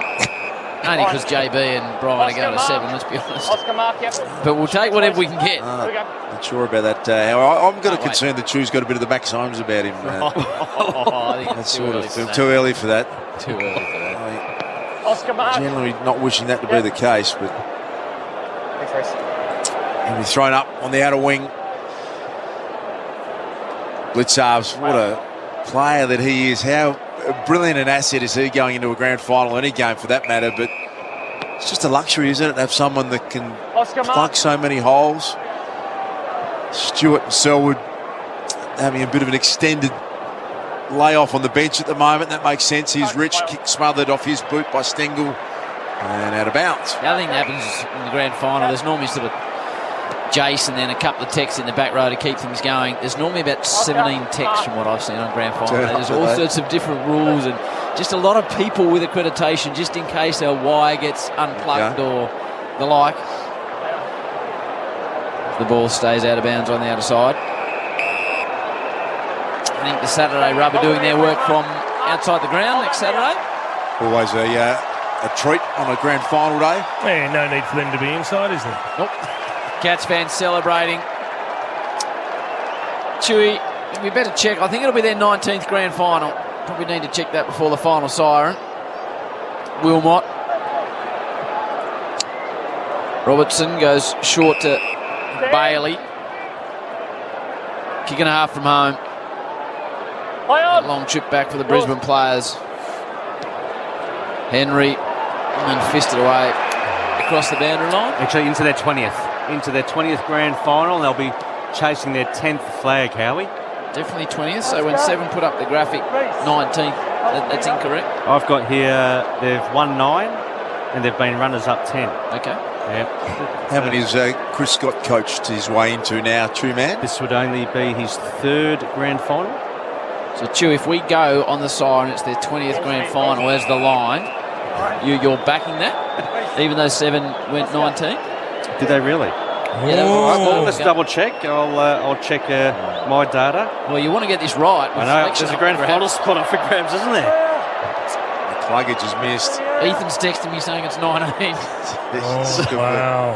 It's a big moment. Chew, man. I'm feeling nervous for him. So am I. So you've got 5 minutes to figure it out, Chew. The red Z. Let's get the book out. The Bible's come out. Duncan goes short to the danger. What a game he's had.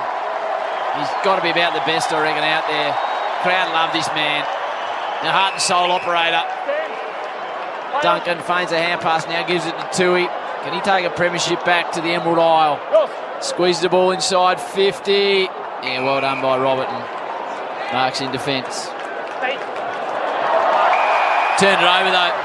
Gone straight to Guthrie Jr., who hasn't kicked a great number of goals in his career. In fact, he's kicked 6 goals. Kicked 4 this year though, as Zach, man from Sunbury. His father looks after the contract negotiations and he'll enjoy sitting down at the table after the season his younger son's had. He's playing grand final with his brother Cam next week. How many is it, Ash? Hang on. Guthrie lines up from 40, rams it home. The Cats are going to be into another grand final. At some stage when Chewy gets things right, we'll tell you what number. 18-12, 120. Brisbane 7-6, 48. Just 72-point margin on the Triple M Beacon Trade scoreboard. Now, I don't know what's happened back here, but I think if Chew's right, he's in. If he's wrong, he's out. I don't think there's any other option. Right, so he's hanging around the backstages here. Chewy, you said it would be their 20th. 9 said it was their... 7 said it would be their 19th. The answer is? Well, it is. It will be their 19th. Oh, no. But hang on. Hang on. Results business. No, why? Why? Because I'm looking off this database, AFL tables. It says that they've won 9 and lost 10. Right. But when I've manually...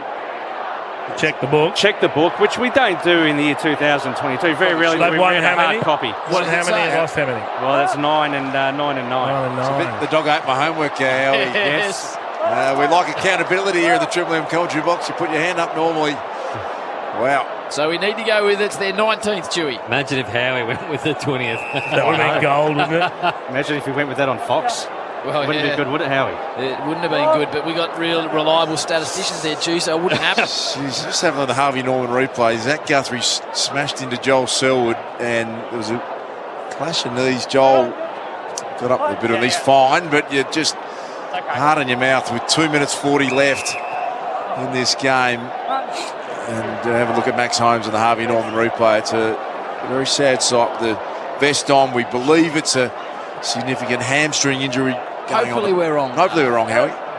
Going the body language. And Eric Hipwood is going to... You're going to end up with 3 here, Duke. That'll be 10 goals for the final series, Chief. Although he's had a very, very average night. That body language is when he came from the ground, Max, he lay down and banged his fist a couple of times into the turf. Official crowd, Howie, 77,677 here at the MCG. Oh. Is it? It's a big crowd. Eric Hipwood, goal number 3 coming up, and he's missed. Do we have to check that crowd with Ethan, or are we confident? I got that on a bit of paper from Chew. I don't know what's real and what's not. Well, I better check. I'll count them individually because I'm going off the computer here. Oh, tradesman never blames it, Chew. That's right. No, what a great result in regards to the crowds just trying to change the topic. We've averaged 80,000 at the G from the 5 finals played here this year. Yeah, he's pulling out everything he's got, Chew. He's paddling. That was an impressive stat. He's holding up his calculator. He's back. He's paddling. He's paddling. I tell you what, trying to get some cheap stats. Our man Ethan's Brandon Parfitt out the back there. Just junk time stuff here, Chew. Guthrie, a little squeezing ball to his brother. Cam to Zach. Zach with a fancy little spin. Back towards Zach Tui. And it's across the line. So 1:18 here to go. 120 to 49. It's a domination by the Cats, and that man Joel Selwood will lead his football club into another grand final next week, looking to become the first-time premiership captain. And he's just wanted down to full forward, Joel, just to make sure there's nothing untoward happens in this last minute. It's pinned to the chest of Reece Stanley. So he was always one that you keep an eye on as well, Reece Stanley. Brownie around a spot that maybe hadn't been cemented, but you would... No, he's been good tonight. He has to play next week, Reece Stanley. Performed his role, absolutely. Coleman and Zach Guthrie. Zach Guthrie over the top. And it will be held up on the outer side at the MCG. There has been... Oh, look at the official attendance on the TV. It's exactly what I said it was. Hey, thanks, Jason. Got him in my corner. Thank you. He's in your corner, Chief, from my understanding, until he's not, though, Chief. I know, he can turn quickly, can't he? You sit on boards, Duke, you know exactly what it's like. Now forward for the Lions. Stengel. The crowd starts calling Geelong. It's holding the ball against Stengel. And we'll go the way of the Lions. 36 seconds on the clock here. Link McCarthy against his former team. He's too far out. He's going to launch a barrel here, Howie. Well, he has to, because he'd be kicking from 55 with Lincoln. Leads come from Danaher. Geelong player slips. And got to push in the back, so it's going to be a free kick. A reversal against who? McStay, by the looks of it. You want to bring this one home, Das? I think it's your job. 19th grand final it will be. Tyson Stengel has it at half-back. Short one to Dangerfield. And the Cats are going to find their way back to the MCG on Saturday. They have been the best side all year. They had a nervous qualifying final against an impressive Collingwood, but it has been all one way in the prelim final. Joel Selwood will captain his way through to the grand final. The Cats have dominated here in the prelim, 18-12-120 to 7-7-49. It's all Geelong. They're in the grand final. We play the game as it should be played, at home or far away. Our banners fly high from door to door, down at Cardinia Park. The juggernaut that is the Cats through to a 19th AFL-VFL grand final. 14 at quarter time, 30 at the half, 63 at three-quarter time, 71 at the end. Goal kickers, two-man for the Cats. For the Cats, Howie, 4 majors to Tommy Hawkins, 3 to Stengel and a couple each to Dangerfield, Rowan and Myers. The injury concern is Max Holmes, who looks like he's done a hamstring. I really hope we're wrong about that. Apart from that, Atkins was off the ground a little bit and came back on, so he should be right to go. Not too many other concerns. Brisbane's season finishes a 71-point belting. Dangerfield, the numbers due, outstanding tonight. Yeah, 28 disposals, 8 clearances, 700-plus metres gained, 2 goals too. What a win from the Cats. From the first moments they were on, Brisbane had a small patch of about 10 minutes where they controlled the footy, they controlled the clearance, the contested football, but they didn't make the most of it. And outside that, Geelong set up with 2 players behind the football, because what the Brisbane Lions are doing, getting 2 players around the football, extra numbers, but they kept giving it back to the Cats, and their supreme effort in the air behind the football just allowed for them to get the ball and come back the other way. Joel Selwood with Jimmy Bartell, courtesy of 7. It was good, mate. It's hard to speak. It's loud here, but it's just a really good, solid performance by the boys. We wanted to come out and start well and get it going, but it's harder said than done sometimes. Everyone outside says you're different this year. You're playing with more attack, more dare. Are you different in your mind? Oh, definitely. I mean, yeah, we do have different looks, especially going forward. I mean, we think we've got a really dangerous forward line. If we could give them lots of looks, then we can kick a score. Got a lot of young blokes who are going to probably play their first grand final. You're coming off the bench. How's that for you? It's fine, mate. I just do what I need to do. Geez, they're playing well, though. I'm so happy for so many of them. Zach Guthrie, Brian. I mean, I just gave Max Holmes a cuddle, mate, and so sad. I've seen it before happen, but he's been so important for us all year. Paddy's been building for this big game. Richo's about to talk to him, but he starts the game, just blasts one through from 50. How good's that for him and you watching being a good mate of his? Yeah, I mean, he's got it in his bag of tricks, so let's use it. He's a special player, and this week it'll probably build up around him trying to win one. He's not thinking like that. He just wants it for the group. Mate, enjoy the win with all the young boys and the old boys, and over to you, Richo, with Danger. Thanks, Jimmy. Danger, your timing, your run perfectly. The body looked really good, mate. You're moving really well. Yeah, we feel like right throughout the season it's been a really big build, and we know what has been ahead of us, and we've taken it sort of month at a time, and it's a credit to our PPT staff that got us in all in great nick. And what about the team, mate, and the performance? It was pretty emphatic tonight. You're in good shape moving into next week. Yeah, we feel like we've been building, and it's not just one player for us, and that's been such a strength of ours right throughout the year. If one's down, then the next stands up, and that's been our mantra. It has to be, and it was pretty good tonight. You're going to have 5 players next week that haven't played in the grand final. You'd assume they'll all be selected, the young guys, and that's been really important to how you've played this year, haven't they? Yeah, they certainly have been. Tyson Sengel's got our most recent premiership success. He played one in the SANFL last year, so it's a privilege to play this time of the year, let alone in a grand final and spend the day there. So we're up for the challenge. What about the coaching group? Does this feel like you're coached as well as you have been ever, probably with the group that you've got at the moment? The way you set up tonight, it was emphatic. Yeah, it's a credit to our coaching staff. They've been so balanced, and not just with the wins, it's been when we haven't played our best, we've still been really level, and I think that's the key to success in an enjoyable environment that it's not an emotional roller coaster. We understand there's ebbs and flows, but every day we come in, it's a fun day at the club. All right, mate, enjoy the week. Thanks, Richard.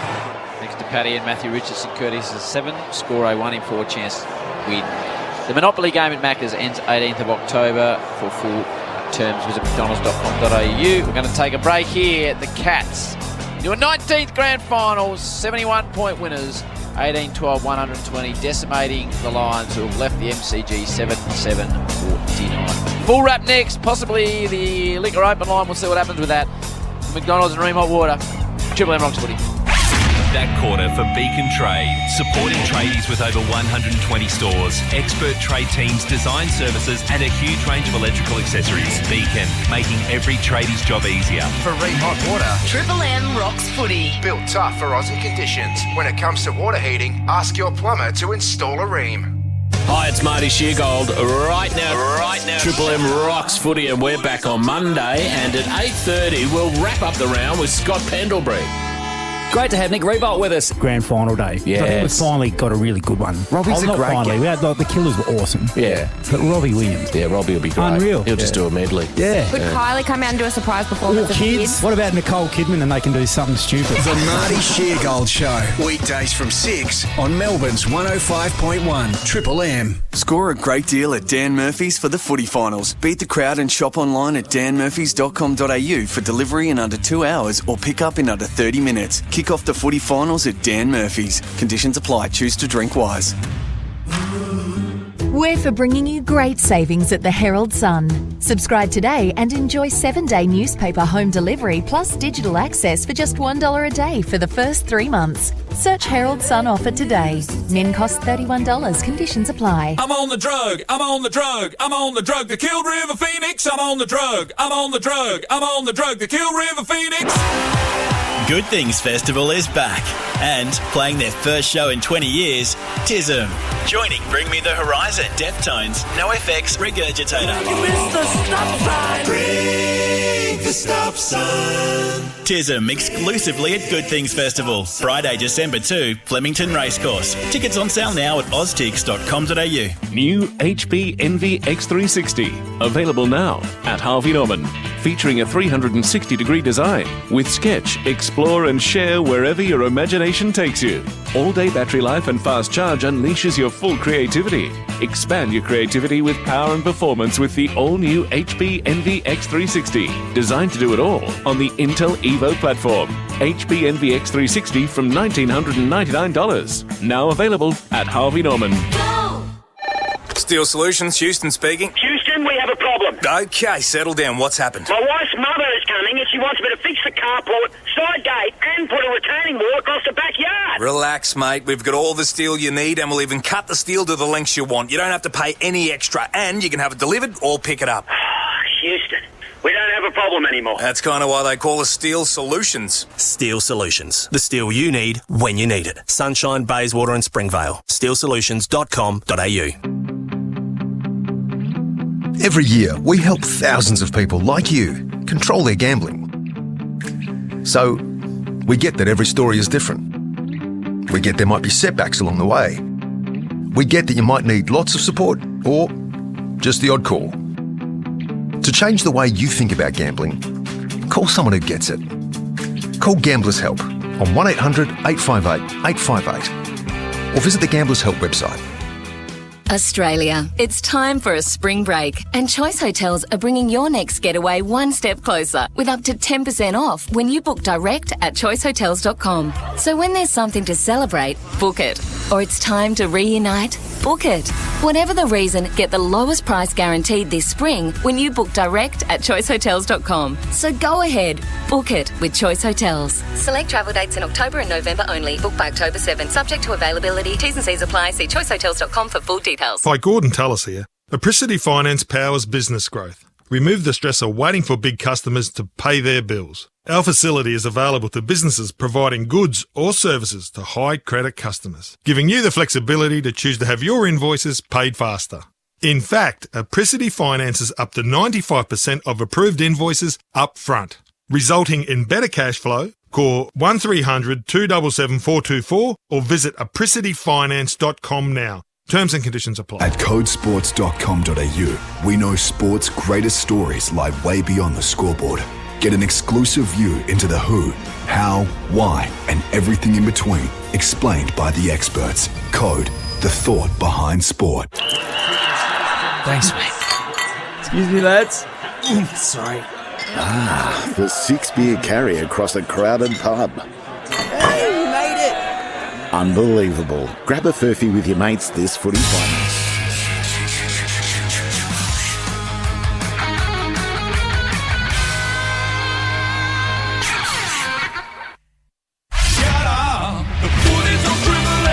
Triple M rocks footy. The Triple M Footy Review. Amy. 7-7-49. Hawkins with 4. Stengel kicked 3. Rowan kicked 2. Hipwood kicked the last 2 for the Brisbane Lions. Triple M Amy review. Who covers clangers on and off the field? Amy does. Joel Selwood just marshalling his troops, giving Tommy Stewart a cuddle as they walk into the rooms, ready to belt out that famous song that's been sung so many times at this time of year.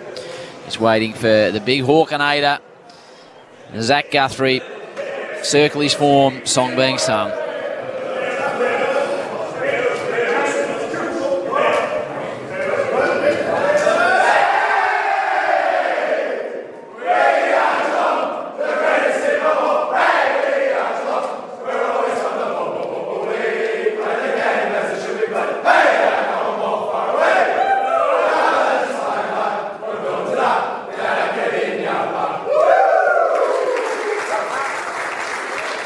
Chief, you're always swayed by the last performance you saw, but there'd have to be something very impressive happen tomorrow night for the Cats not to go in as premiership favourites. Yeah, you'd think so. And we were just talking about it off air, Brownie and I. It's the players that, you know, we've kind of thought were fill-in players over the last couple of seasons that have stepped up. Close and Myers, and in college hasn't he played the best game? I've seen him play tonight as well. So they're getting great contributions from the players that were, you know, probably from 14 through to 22 on the list. And that's taken the heat off, and that's why they're allowed to play Selwood off the bench, who only had 12 possessions today. He's there for the leadership and the spirit. He doesn't have to dominate, spend a heap of time in the middle. So they've got a really good balance at the moment. A lot of players that are so hungry, want to win a premiership. You know, as you said, it'll take something extraordinary. And even if one of those teams has a big win, I still think Geelong start favourite. Be nice to hear from Nath. We've heard from him Tuesday done the stats, made 3 comments in the second half, so it'd be nice to hear his voice at this stage. Trained off at He's just trained Super right impressive again, how Geelong, and you know the game they're going to play, Duke. You know they want to get numbers behind the football, and they want to get Stewart, maybe even Henry free, Duncan on occasion, so they try and set up that way. And opposition clubs go in there knowing that we can't allow Geelong to have numbers behind the footy, and if we win it, we can't bomb it because we know there's going to be numbers. But every week, you watch the Cats, they set up perfectly, the opposition get it, they kick it straight back to them. So at some stage, somebody's going to have to look and go, well, we've got to stop it. We have to change out. Is it Sydney? Is it Collingwood? Now, I mean, both those sides have troubled them this year, but they're the best at setting up behind the football in the competition. They've taken over from Melbourne. They're number one at it. Well, we're going to take a break here. Just finished mid-sentence. Yeah, we're going to take a break. That was a full sentence. We're going to take a break, and then I want to hear the 3, 2 and 1, even though... He pulled up quick, didn't he? Finals. I think he did a hammy. And take a break. We might open up the callers. Strange, man. So there we go. Cats win it by stranger than 71 points. I think we need to get up here as soon Never as met possible. anyone stranger in my Don't worry, life. there's more radio coming your way. We've got another break. That's Great news. not true. McDonald's and Ream Hot Water. Triple M Rocks. I know some people. The Triple M Footy Review for Amy. Who covers clangers? Amy does. Lucky you're with Amy. For Ream Hot Water and McDonald's. Triple M rocks footy. Shut up! The footy's on Triple M! Triple M rocks the AFLW. She's been a ripper. Fremantle's chasing its first win of the season. Cara Antonio from 30 kicks the goal. Just the tonic they needed. While Carlton looks to jump into the 8. Gets the double fister going and they really get around her. Carlton get the first of the day. Join the Temper Mattress call team tomorrow from 2 for Ream Hot Water and McDonald's. Triple M rocks footy. After speaking to Gamblers Help, 95% of people feel better. So, talk to someone who gets it. Call Gamblers Help. Triple M rocks footy on Melbourne's 105.1. Kick off the footy finals and score a great deal at Dan Murphy's. Shop unbeatable prices in store or online at danmurphys.com.au. Conditions apply. Choose to drink wise. Dan Murphy's. Kane has a carpentry business. His challenge to renew his public liability insurance for less than his old policy. On your marks, get set. Yeah, I just did it. What? Yeah, I went online to BizCover. Took 5 minutes. I compared a bunch of policies. I saved over $250. So, no dramas? No dramas at all. There are literally no dramas when you go to BizCover, the business insurance specialists. Save time, money, and get instant cover at bizcover.com.au. Why wait for relief from hay fever symptoms? Sneezing? Just AZAP it. Runny nose? Just AZAP it. Blocked nose? Just AZAP it. For fast, effective relief from hay fever symptoms, just AZAP it. AZAP. Available at your local pharmacy. Always read the label and follow the directions for use. AZAP nasal spray contains azelastine. AZAP is a Viatris company trademark. Every year, we help thousands of people like you control their gambling. So, we get that every story is different. We get there might be setbacks along the way. We get that you might need lots of support or just the odd call. To change the way you think about gambling, call someone who gets it. Call Gamblers Help on 1800 858 858 or visit the Gamblers Help website. Low prices, no lock-in contracts on prepaid mobile. Is that too much to ask? Not with Kogan Mobile. They're famous for their award-winning prepaid prices. When you get started with Kogan Mobile, all you pay is $2.90 for 30 days. Whoa, that sounds perfect. What do I get for $2.90 though? That's the best part. You get unlimited calls, unlimited texts, plus a big 20 gig of data. Enough's enough. Where do I sign up? It's easy. Just head to koganmobile.com.au. Be quick. The offer ends soon. With an average return of 9.25% per annum for the past 37 years, it's good to know Cbus are making your money work as hard as you. Is that for shift workers, factory workers, builders and mechanics? Yep, anyone who does hard work. Cbus Super, making hard work pay off. To consider if Cbus is right for you, go to cbussuper.com.au for a PDS and TMD. Past performance is not a reliable indicator of future performance. That's $12.34 mil. 12.34. Some things you can count on. Or was it 12.35 mil? You can count on Empire's range of tapes, squares and levels. Or 12.50. You can count on Empire's pencils and markers. Oi, to write it all down. 12.15 mil? Too short. When accuracy matters, you can always count on Empire. Empire, built on trust. Available in-store and online at Bunnings. Score a great deal at Dan Murphy's for the footy finals. Beat the crowd and shop online at danmurphys.com.au for delivery in under 2 hours or pick up in under 30 minutes. Kick off the footy finals at Dan Murphy's. Conditions apply. Choose to drink wise. After speaking to Gamblers Help, 95% of people feel better. So, talk to someone who gets it. Call Gamblers Help. Triple M rocks footy on Melbourne's 105.1.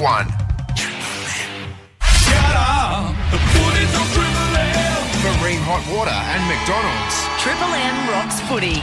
Cats by 71 points into their 19th AFL-VFL Grand Final.